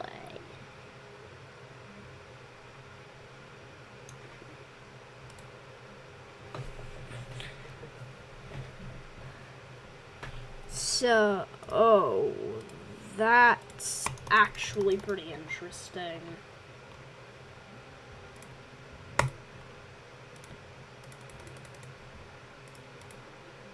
Yeah, that's actually kind of interesting.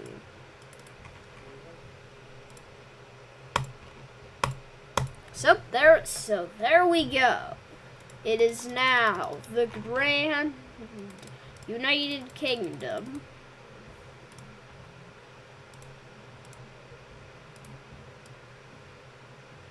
and the Falklands as well.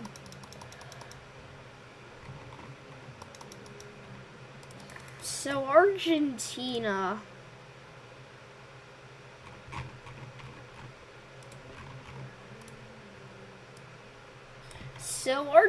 takes control of the Falklands, so it would take a while for the Royal Navy to react. Basically, because Bolivia's cut off from supply lines, it starts falling fast.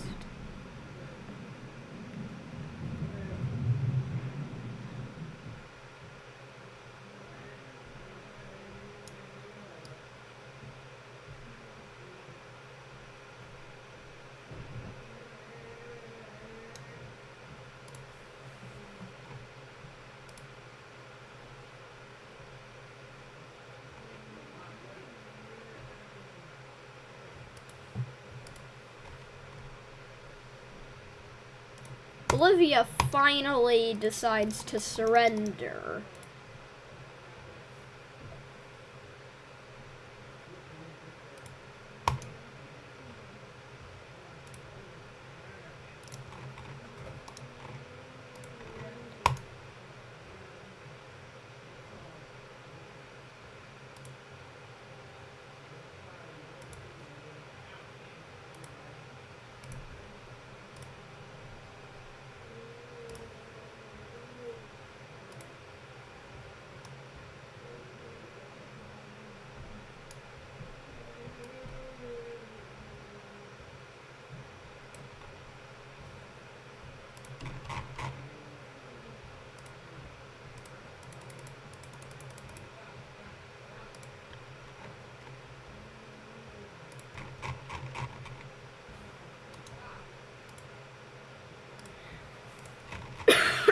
So the Antarctic Navy takes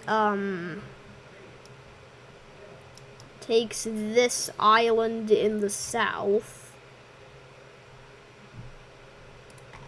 And finally, the Royal Navy arrived and took back the Falklands.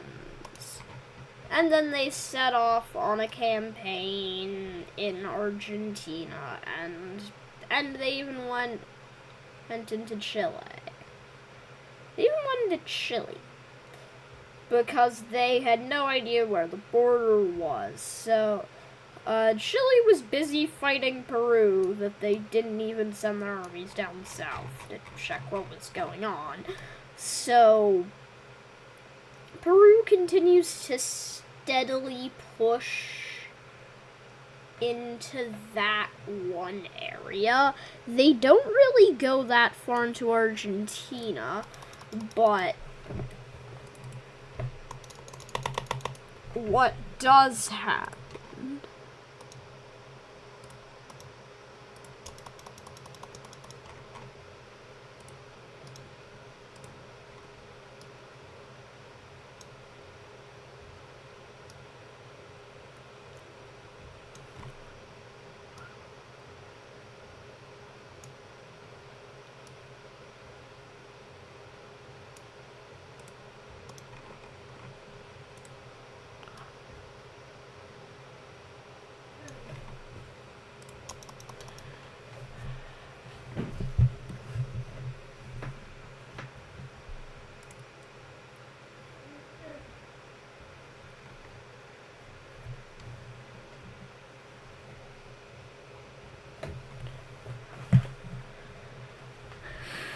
Okay, so the Treaty of Bogota is signed.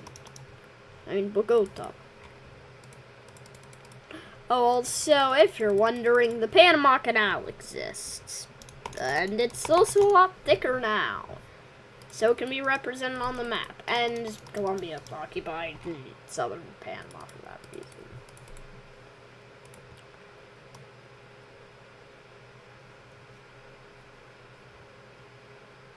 Sometimes, some troops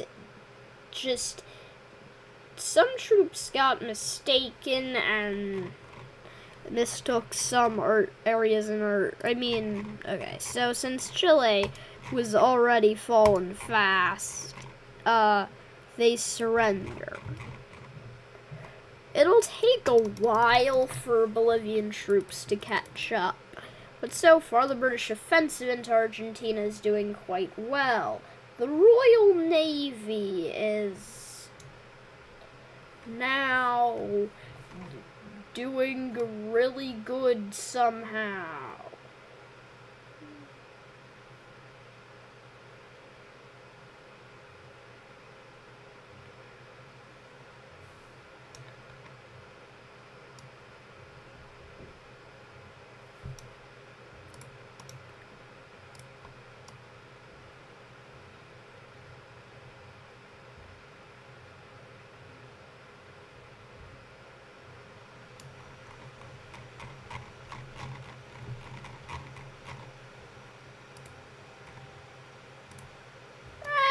The Royal Navy the Royal Army does get their hands on to this material.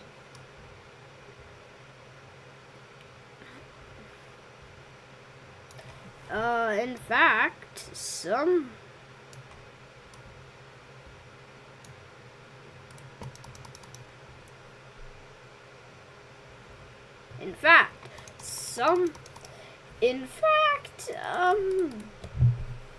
because a lot of Argentinian soldiers would actually get drunk at the battlefield.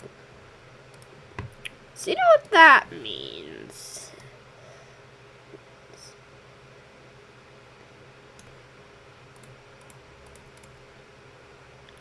It means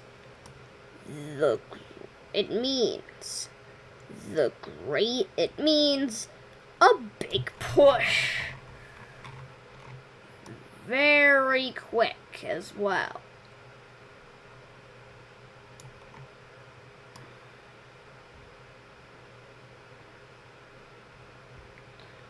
Yeah.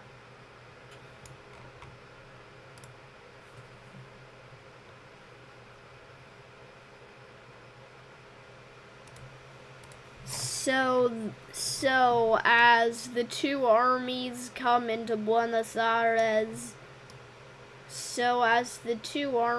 approach Buenos Aires, they also kind of split off, trying to cut off the Argentinians from their capital in an epic circle.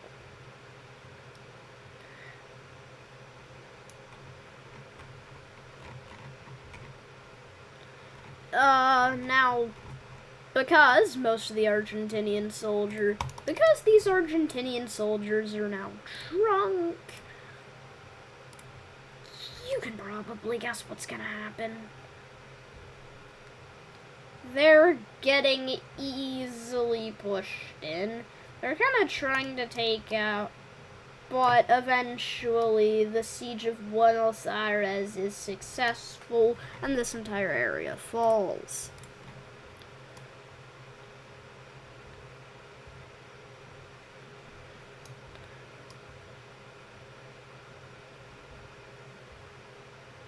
So someone decides to cut it in two. And then someone decides to cut it in two. And then someone decides to cut it in two. Then someone decides to cut it in two. And then they just surrender.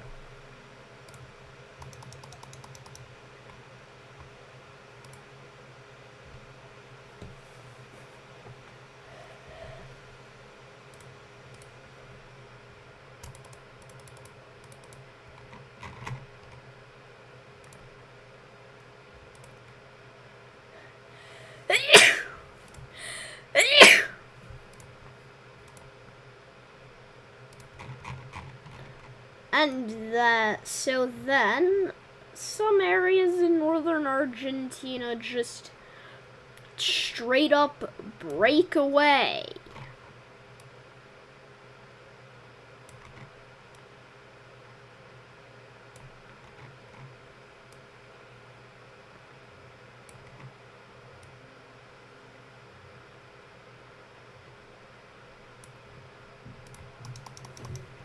Or something like that, which prevents Brazil from getting any territory. Oh, wow. That's nice.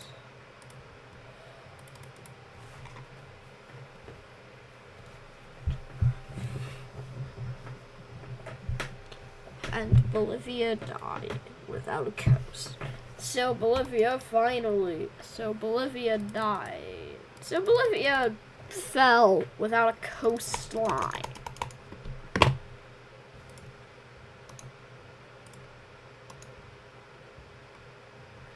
Basically, Colombia couldn't really do anything, so it was really just Brazil, Paraguay, and It was really Brazil, Paraguay, and Peru fighting.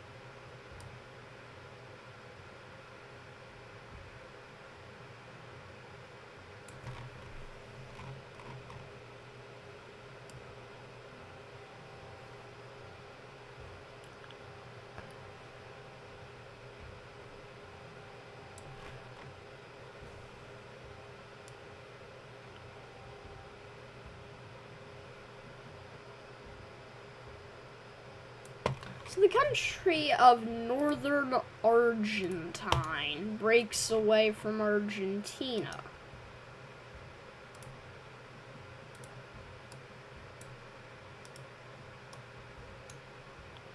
So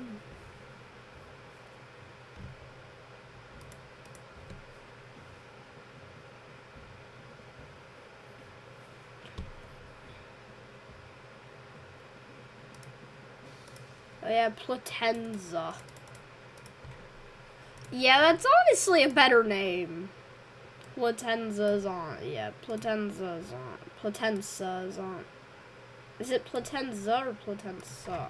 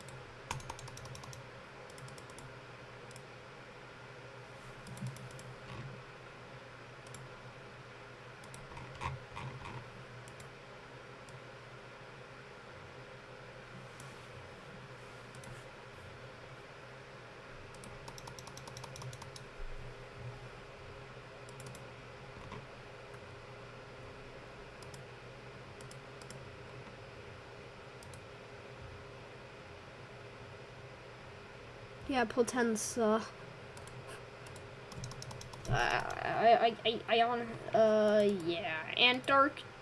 Yeah, Antarctica does get that island.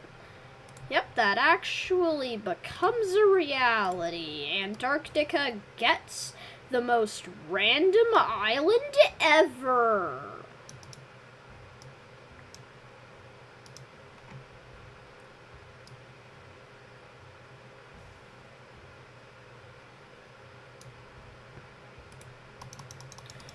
So Antarctica just gets this island. So it's about 2,100 right now. Like,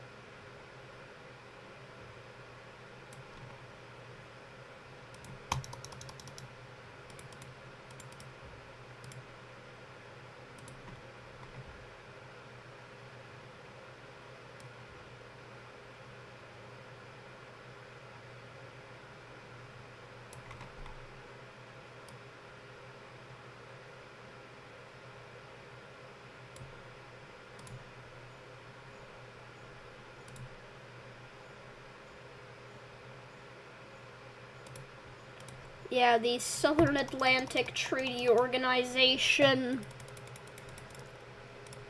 That's actually a pretty good idea.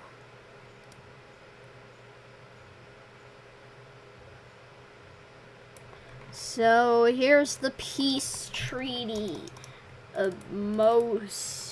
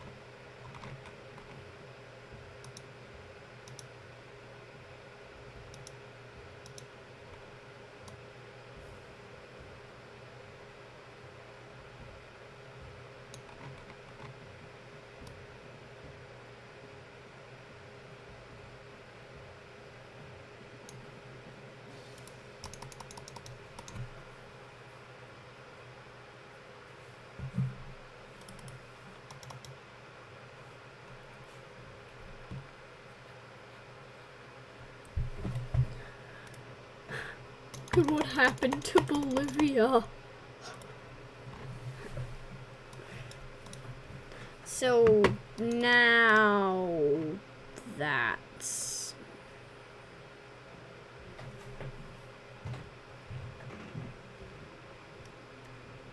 yeah, honestly, the USA just carrying. Well, I guess it's the North American Union now. I mean, so the United States would just carry NATO, both NATO and SATO, and the PTO as well, since yes, that still exists. Well, no, that thing probably just merged with NATO to create the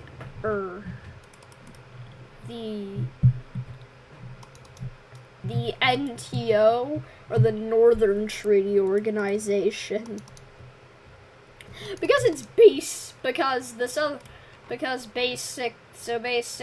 the line of NATO countries is like starting here, then goes like that. Yeah, if that's not northern, then I don't know what is. Like, I guess it's in the general direction of north. Or I guess, I mean, the EAF, the Central I guess the Central African Federation isn't really in that one. Oh. Yeah, I should do an alliance map, but I don't really want to update the borders.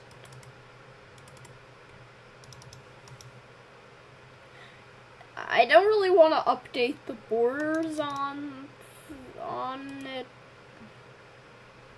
Make the Caucasus split from Russia. Sure.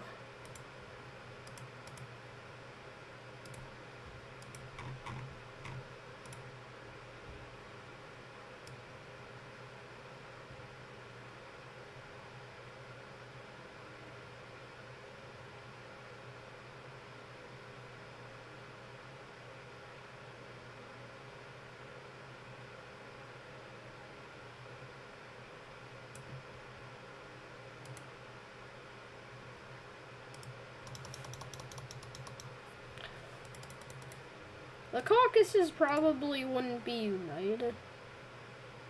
Yeah, Russia's now just a democratic nation.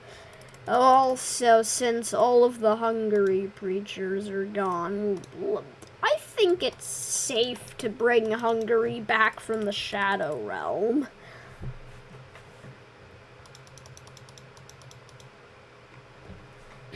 We've kind of set set the stage for World War IV. Which, yes, that is going to happen.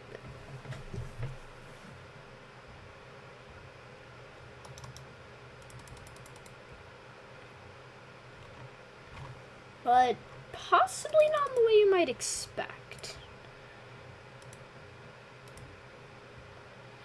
Namibia joins the Central African Federation, which now decides to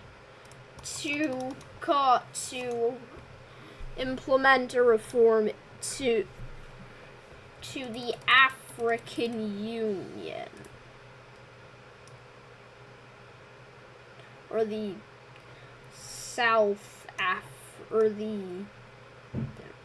I guess just the African Union.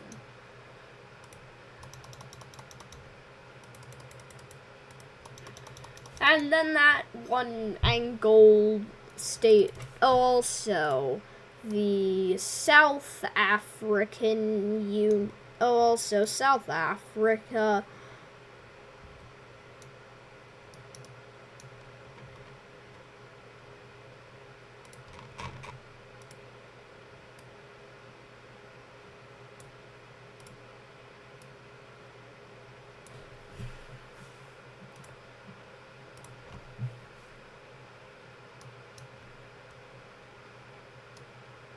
I probably shouldn't be playing the same song over and over again.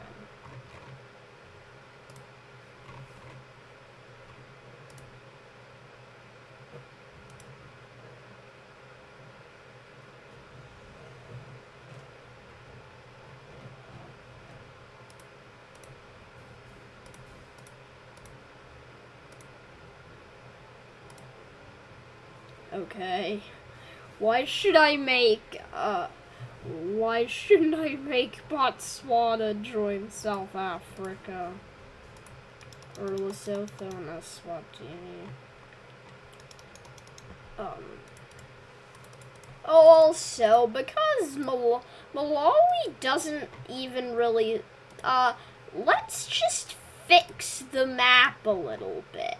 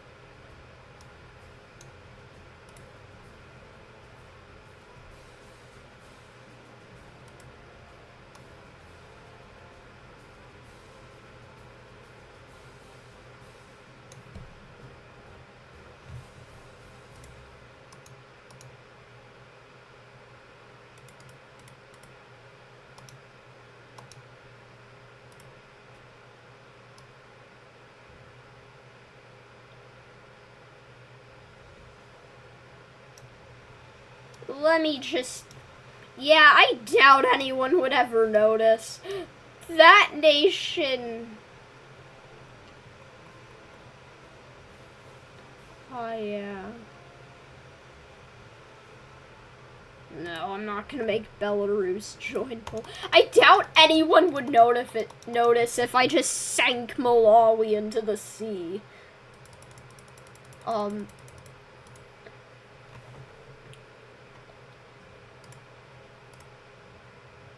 Let me banish Belgium. Let me banish fascist Belgium to the Shadow Realm for a few seconds. Okay, it's been brought back. Yeah. Yeah, that's kind of unfair.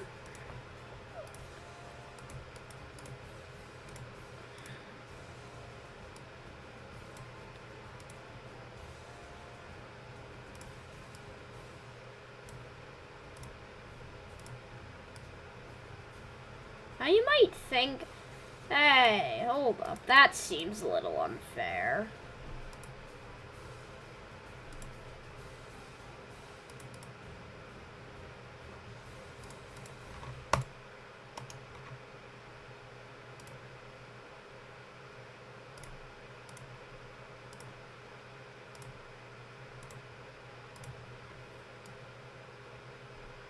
So immediately Belgium starts progressing into it as some allies join.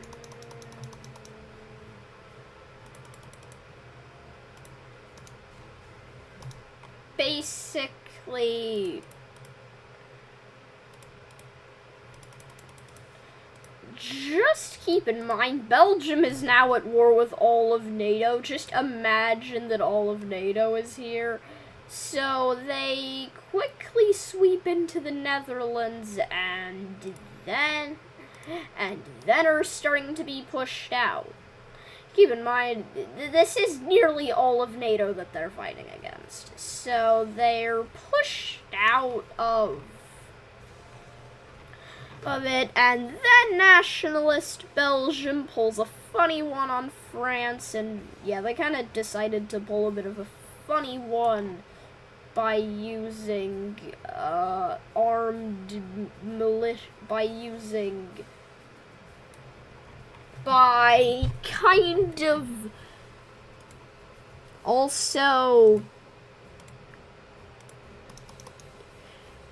they also did a bit of bombing. So they kind of heavily bombed the Netherlands. So they started heavily bombing the border.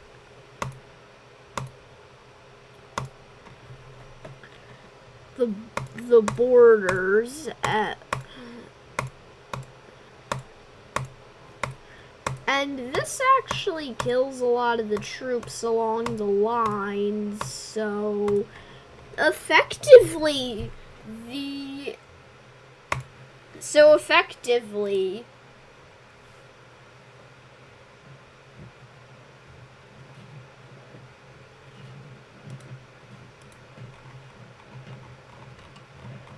Denmark's part of the Nordic Union. That would kind of cause a split in NATO, which would actually be kind of cool.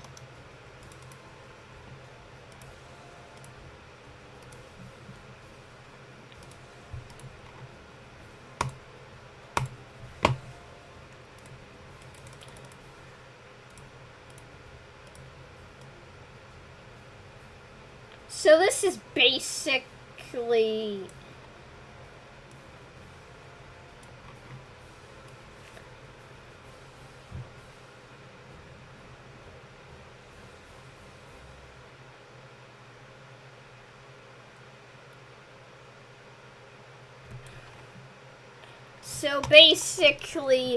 Belgium is doing a bit of a it's kind of pulling, yeah.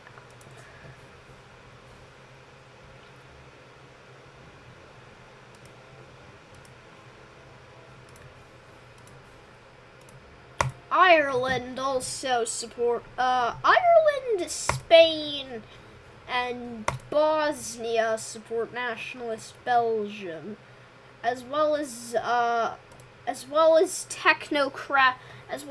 technocracy of Greece. He's Czechoslovakia. You have the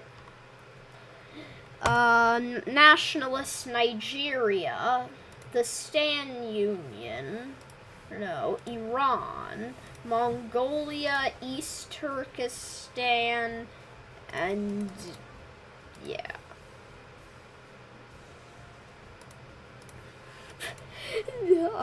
I think,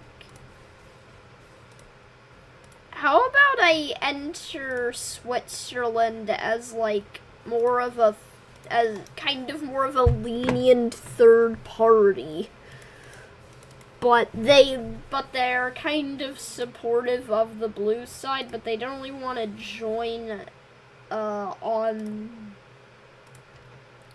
So again,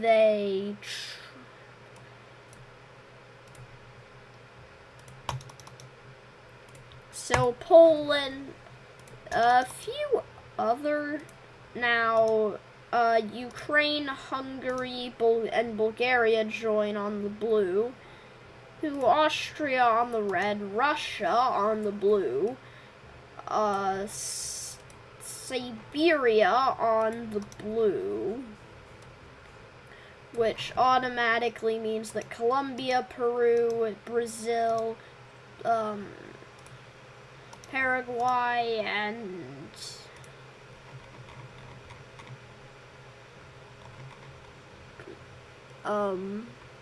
Platense,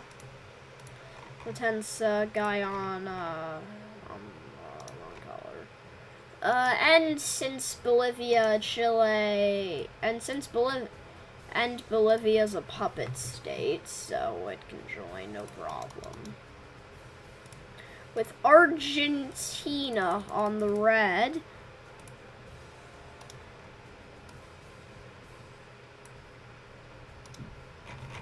and Antarctica and Antarctica on the blue. So this is basically World War IV, all caused by nationalist Belgium.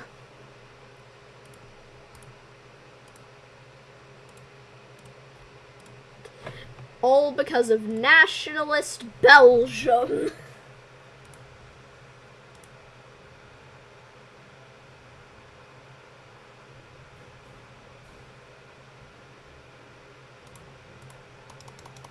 Yeah, World War IV kind of broke out, all because of nationalist Belgium.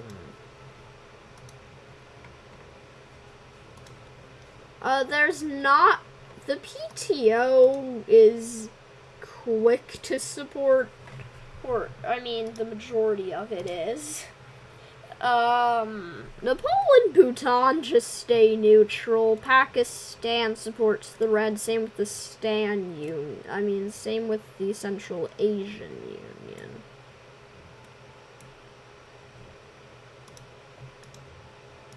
Japan supports the blue team.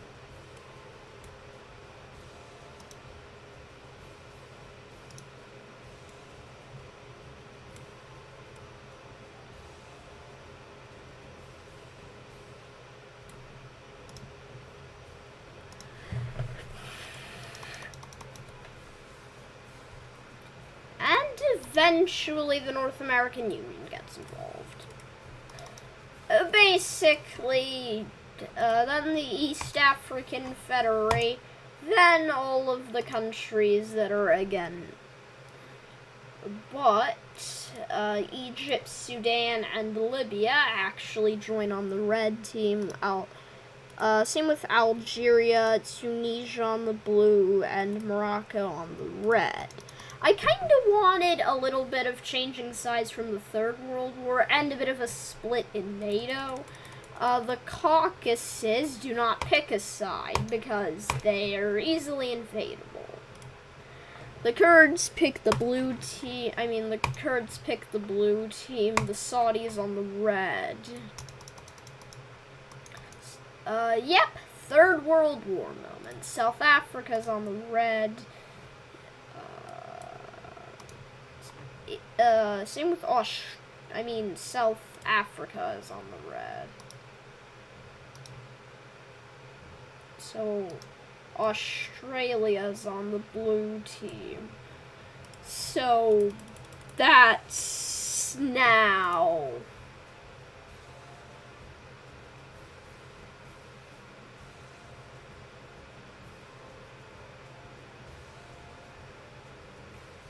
Yeah, actually I should make them neutral.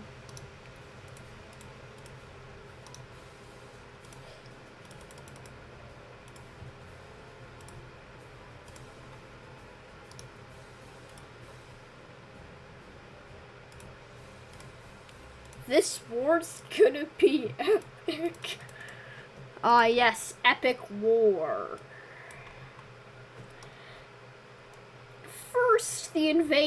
First, the British invasion of Ireland, which goes very well.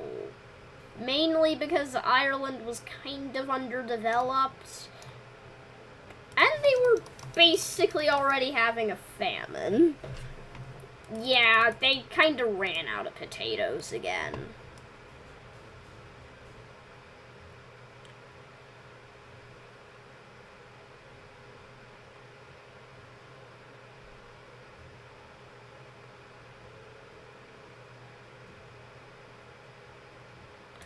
Oh no,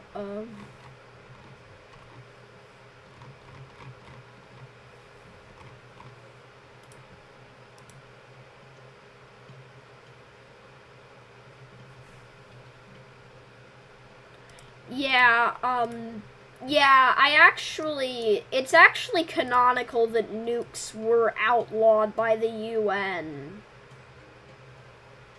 So they're just using conventional bombing.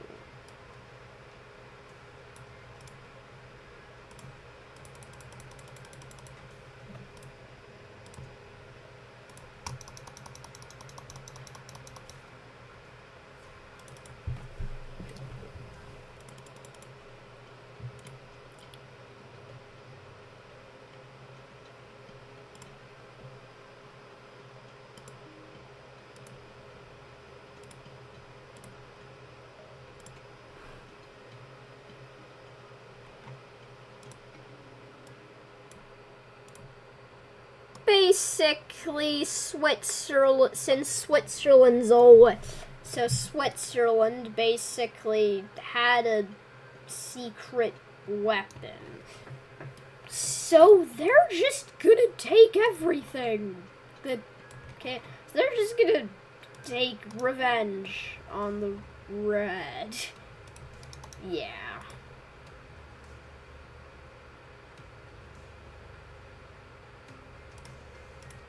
Switzerland also kind of has their hands on a stronger version of this material because they're so neutral. They're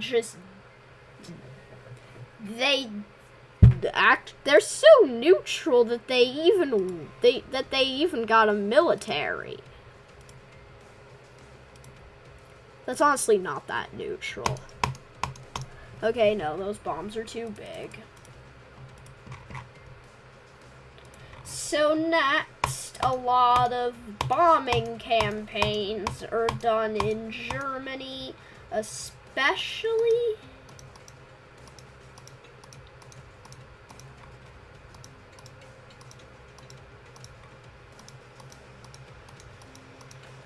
So Germany gets decimated.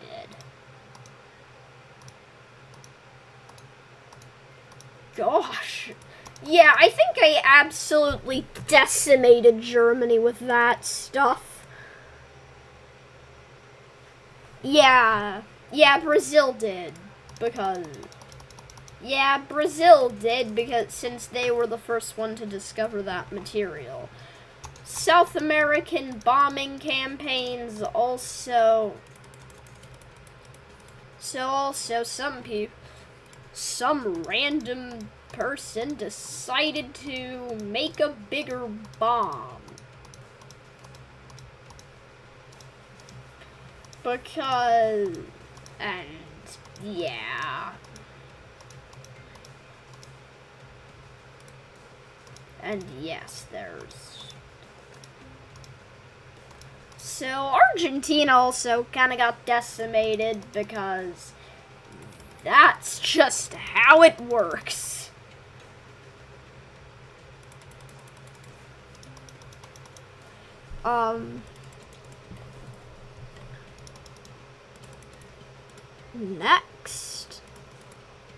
Next, it is time for the invasion of Britain.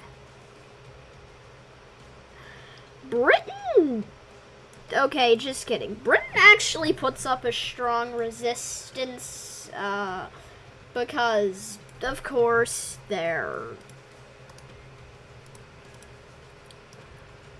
To the point where they even kick them out once. They return trying near London. They're again kicked out. They try again near here.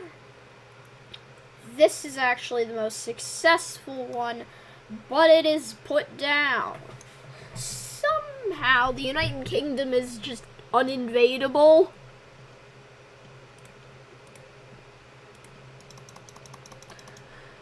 So after the absolute decimation of Argentina,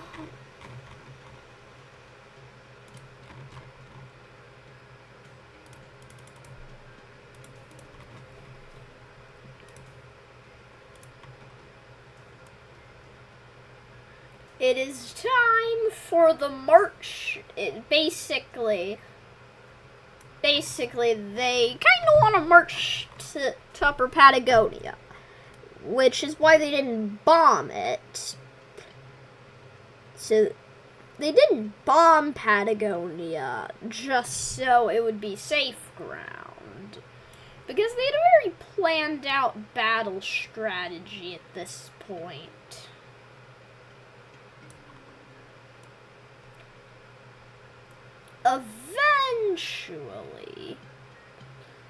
Eventually,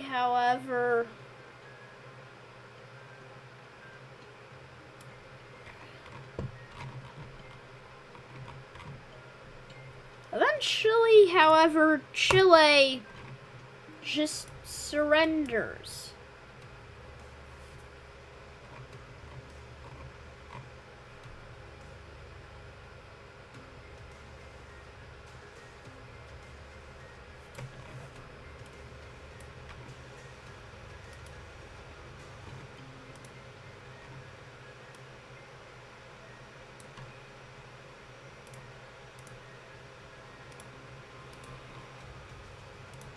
Antarctica actually is the one that invaded Patagonia.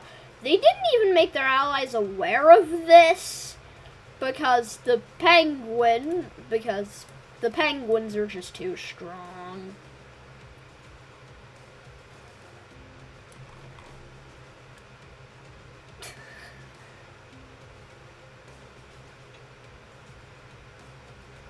So they start invading through the south.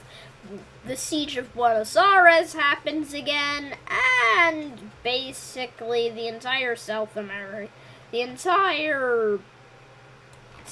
American axis gets decimated. They surrender. That's actually the most successful front they've had.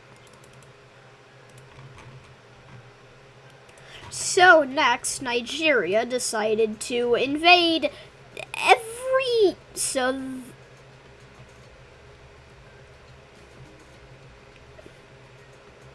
So then Nigeria decided to invade a lot of countries in Africa.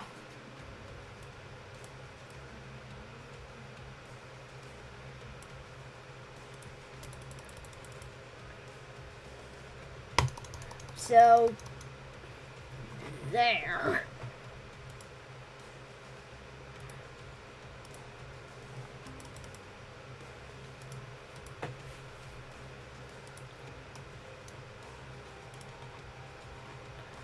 The decimation. So basically, Germany didn't really try in World War III, so they just keep trying to win. Well, they won in World War III, actually, but they lose in World War IV. Now, in the short term, the Allies are winning.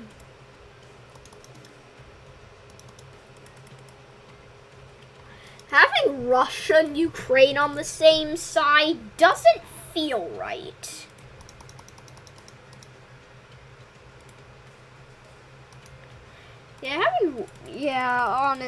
That actually legitimately I don't know how I feel about that.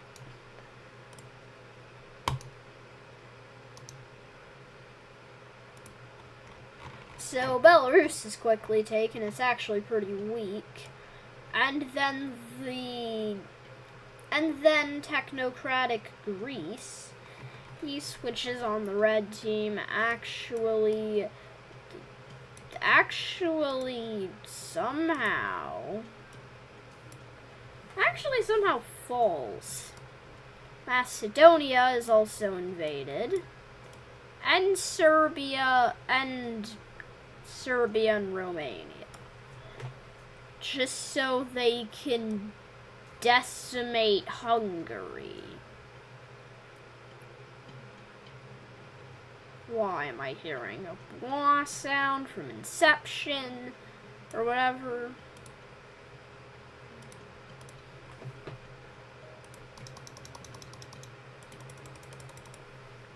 The Kurds are gone.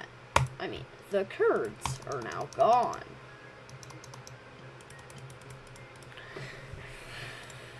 The Mongols are gone. And the East Turkestanis are gone. Basically, there's just...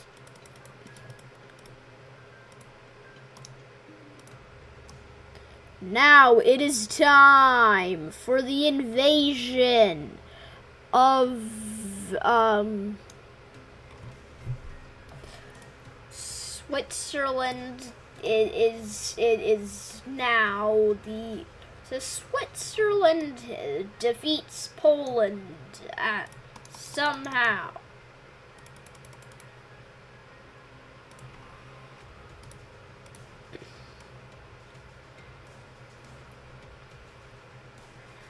Then the liberation process begins.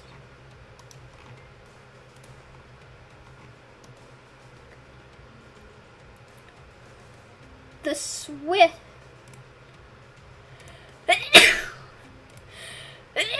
Swiss kind of decimated them.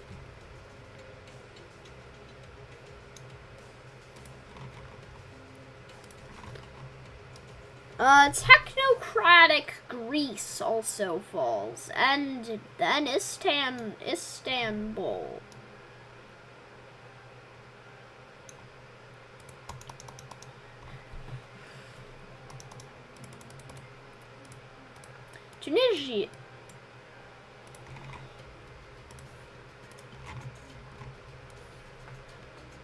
Tunisia falls very fast.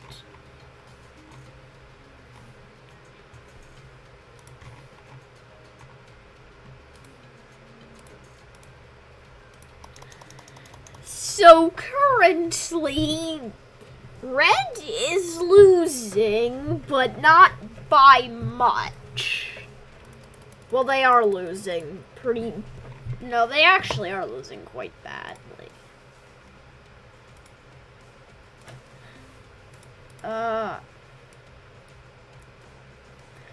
France didn't even have to be bombed in the first... So of course now Belgium catches the French off guard, and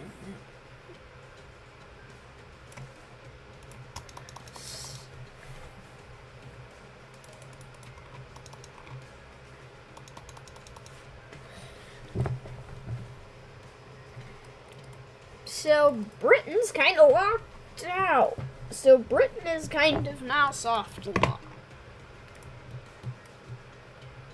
Spain does a little bit of something that I like to call imperialism.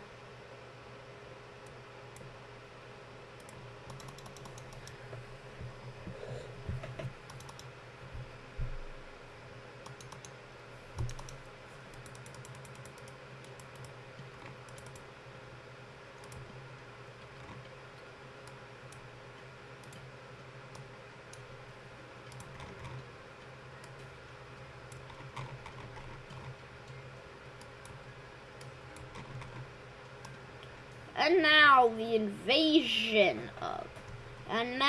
invasion of the Nordic Union begins. Don't ask me how it's going that fast, though. The Swiss are just too strong. And America finally does something. They try to take Greenland.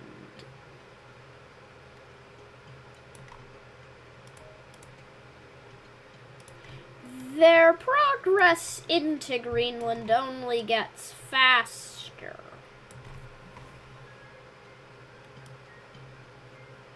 And at the battle, so Greenland just capitulates.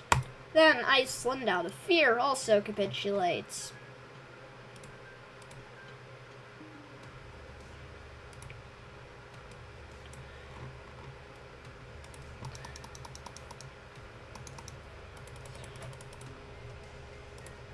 Svalbard is taken, and now the red world, the fear of a red world is now calming down. Or basically just a fascist world. The bombs dropped in World War III are still there.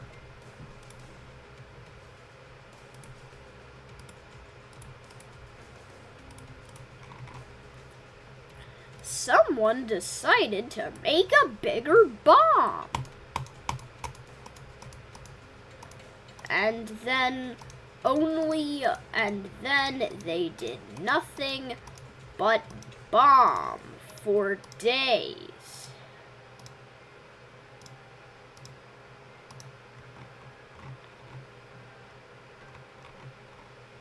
Sudan, hello there, Sudan. Do you want to get a few bombs? Do you want a bombing campaign done on you? Hello there, countries. May I please decimate you with my bombs? Just campaign up into Morocco.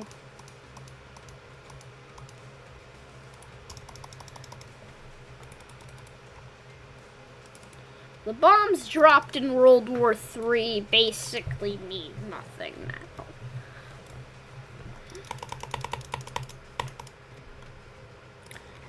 Algeria shall be decimated, and Morocco shall be annexed. The invasion of the Western Sahara happens, and there we go. Morocco has capitulated.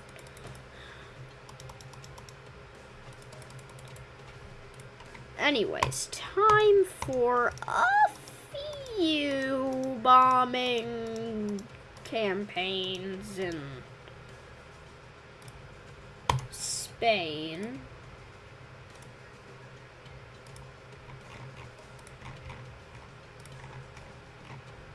With a few liberation parties coming in. Basically, the Reds still can't win. Or can it?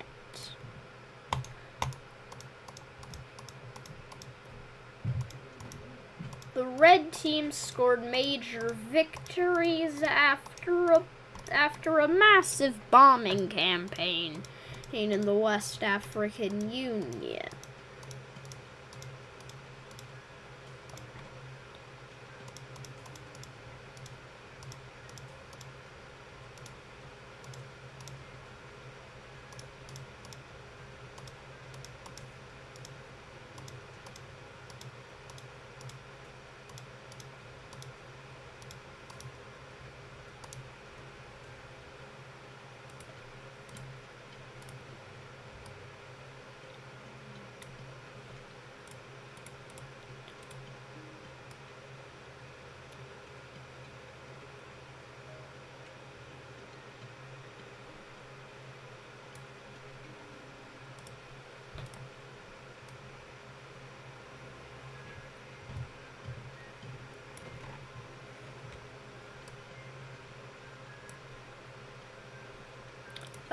Chad just falls. Same with the West African Federation. Chad also gets a few major bombing campaigns. They'll used big bomb. They all used big bombs on that one.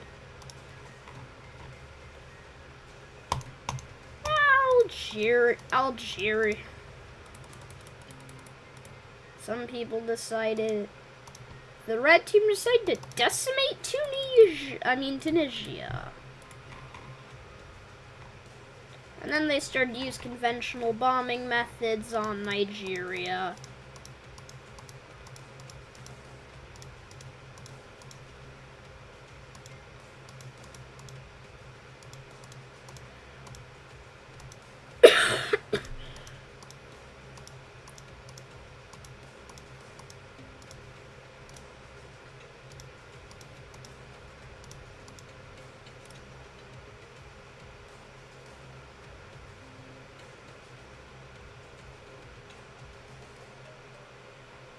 Oh.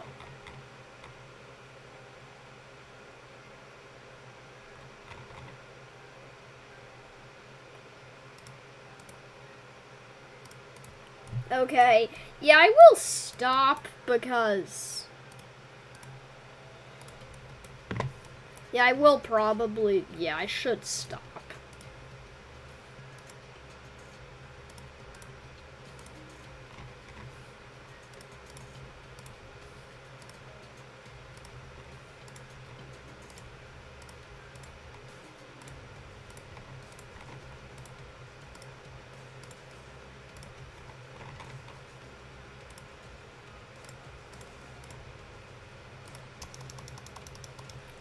Even most bombing campaigns stop.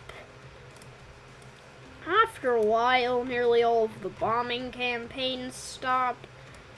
And an invasion, and a truly amazing invasion into the occupied territories and Turkey now are underway.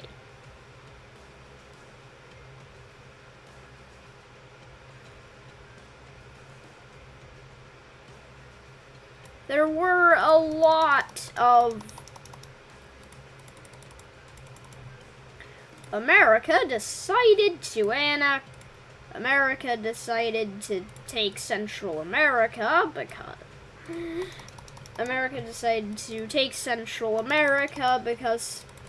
they're trading with the red team. I mean, because they were all trading with the red team.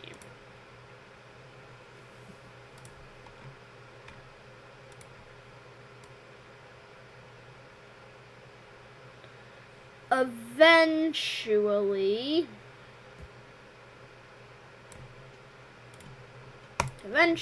Turkey capitulates.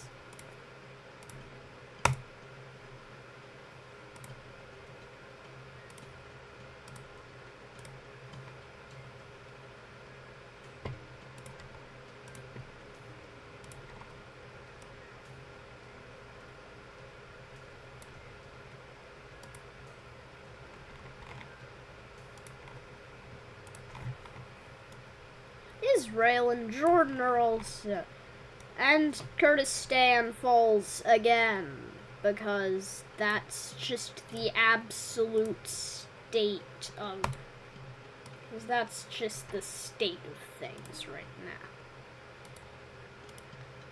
Invasion of Pakistan finished.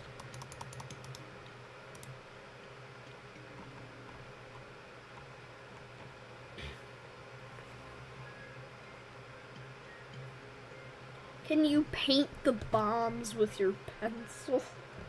What do you mean? Oh yeah, I should just clear all of the bombs. Some of the old World War III bombs are still there. Which World War III happened a good 50 years before this.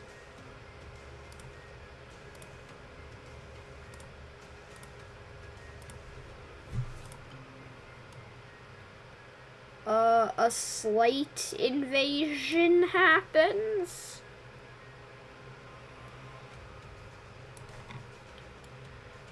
Once Tunisia is liberated again, and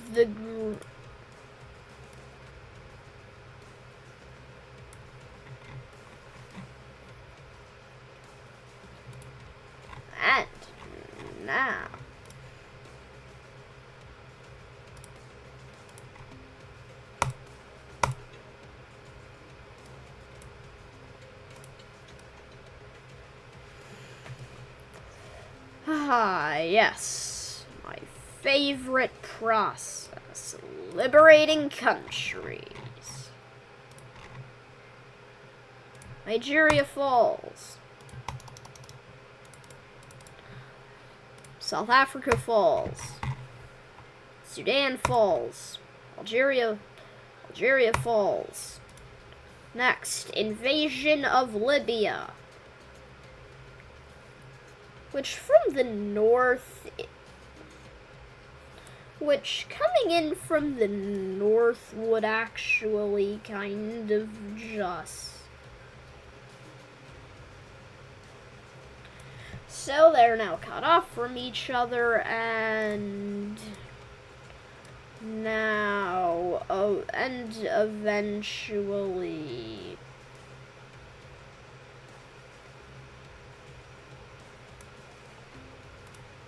they both fall.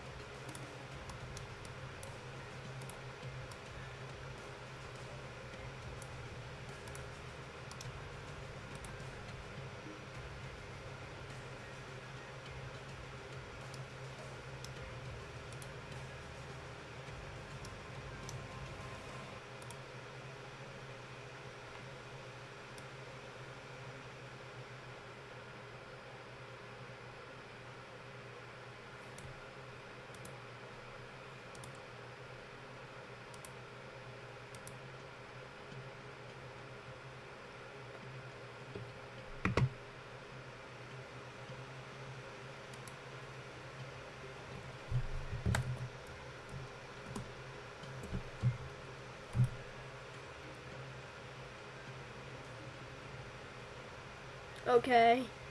Yeah. Yeah, Egypt would probably switch.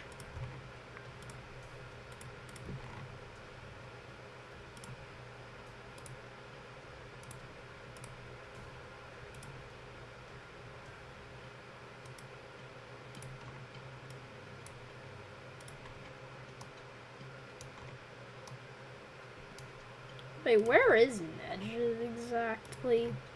So the revolt in the revolt in Saudi Arabia escalates a little bit.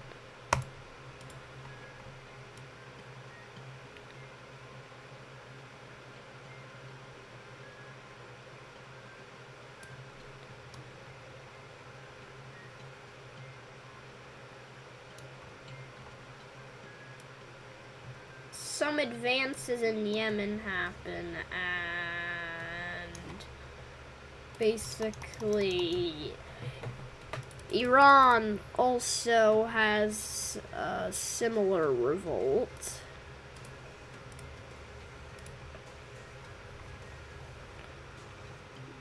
Where even more Kurdish movements. Even more Kurdish separatist movements happen. And another one that wants to join the Central Asian Union.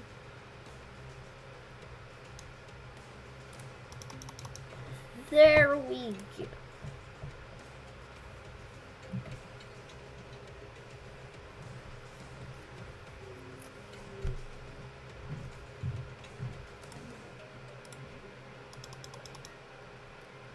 So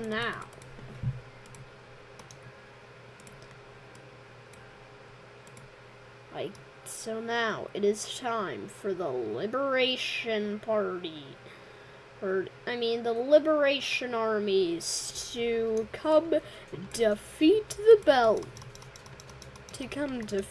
Belgium. Okay, this is gonna be one heck of a peace stream. But wait.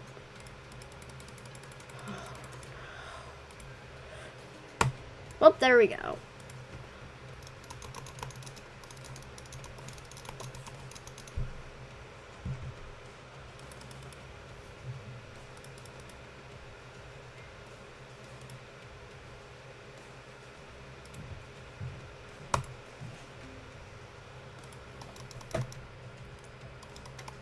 Finally. We have peace, but none we might expect. Well, no, you might actually expect how this will happen.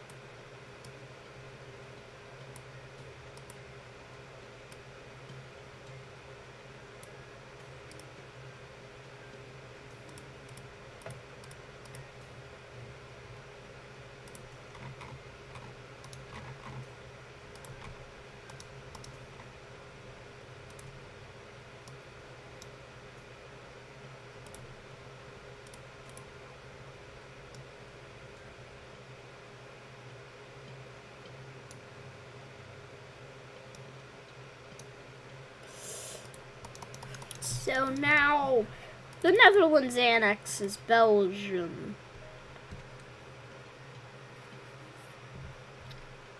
The bombs are, so I guess now we have to do a second so now we have to rebuild the world a second time.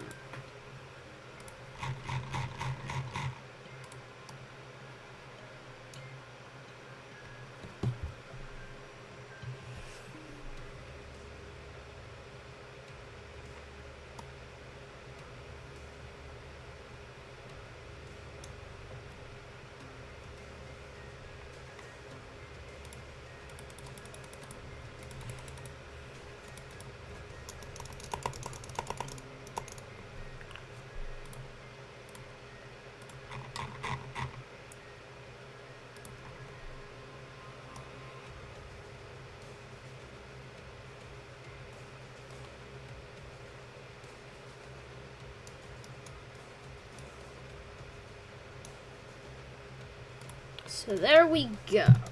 Russia annexes Belarus again. Curtis.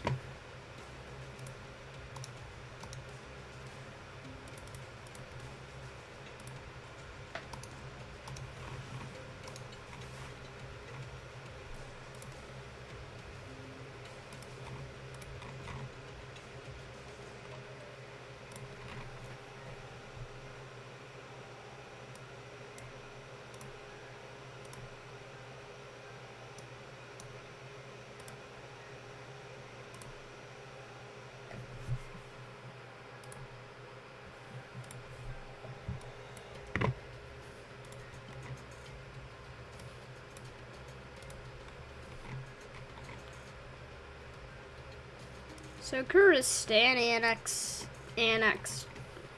land in northern Turkey. The rest of it.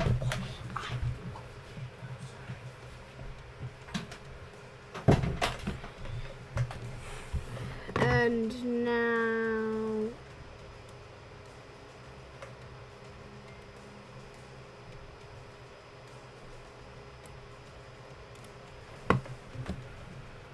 Yeah, the Middle Eastern Union. I can't really give Germany their old borders, but sure. I guess I'll just give them a little bit more land.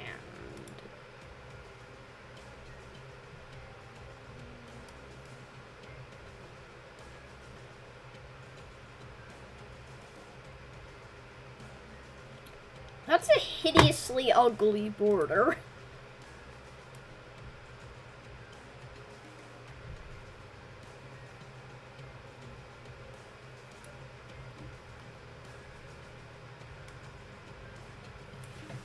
That's actually pretty good.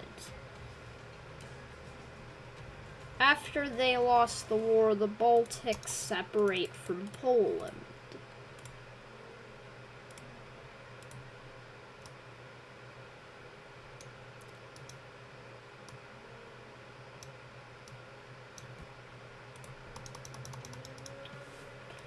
So now we have basically the German Empire.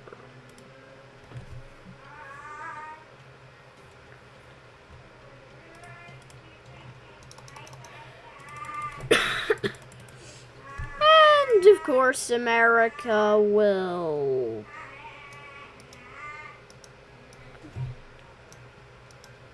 And America will, of course, annex more territory.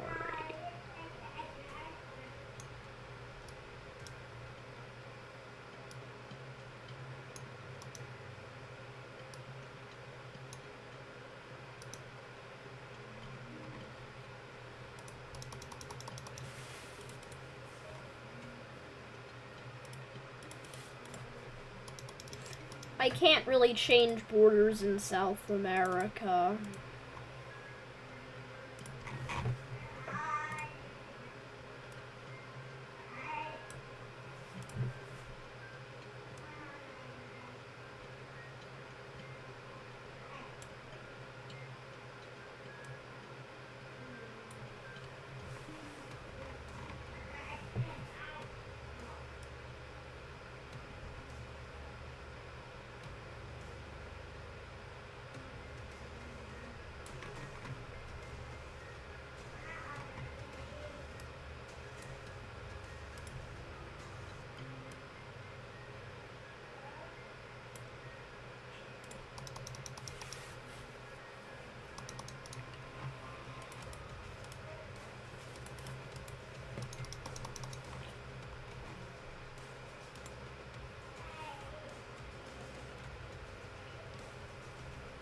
What's the U.S.? Oh, the United Democratic.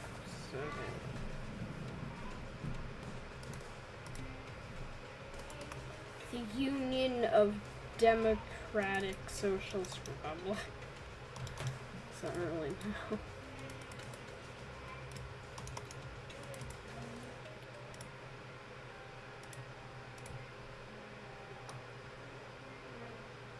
And finally,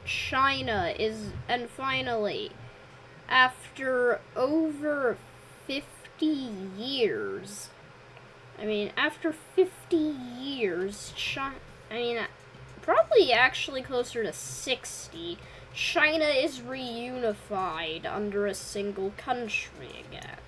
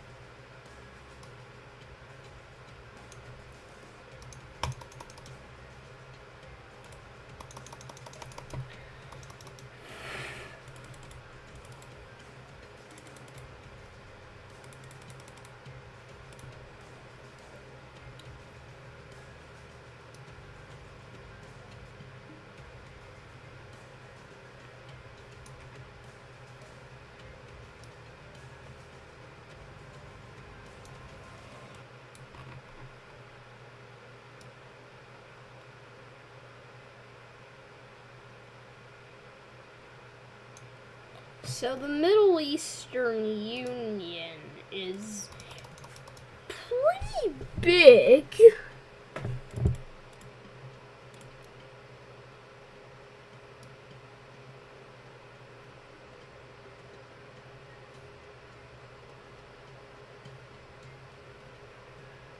So the rest is annexed by the Central Asian Union because of the separatist movement.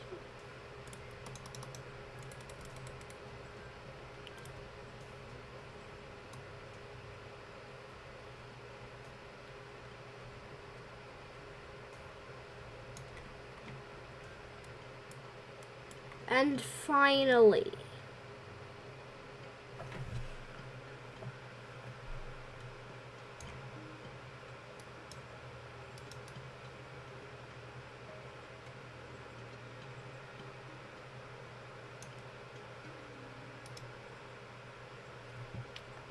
India annexes all of Pakistan. They're kinda just tired of war.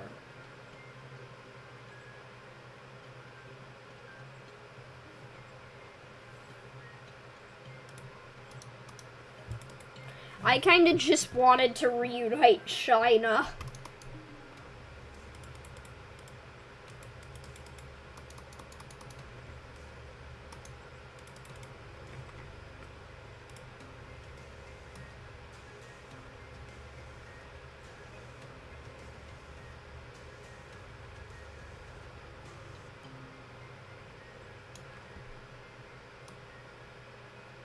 Let me get rid of this annoying line.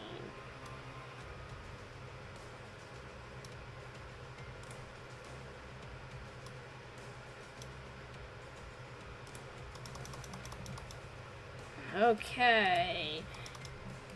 So here it is, and all of, okay.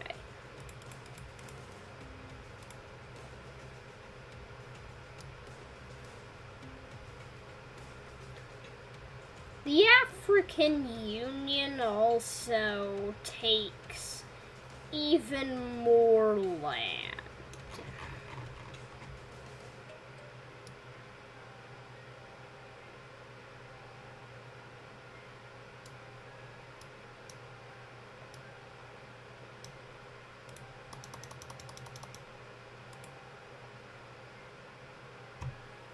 Yeah.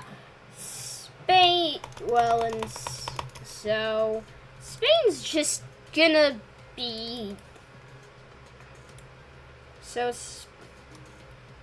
Spain will just be annexed by Portugal, or couped and then merged with Portugal to form the Iberian Union in all of its glory.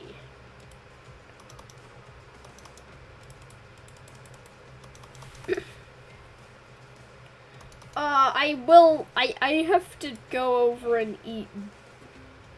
I have to go and eat dinner, so I will have to end the stream here.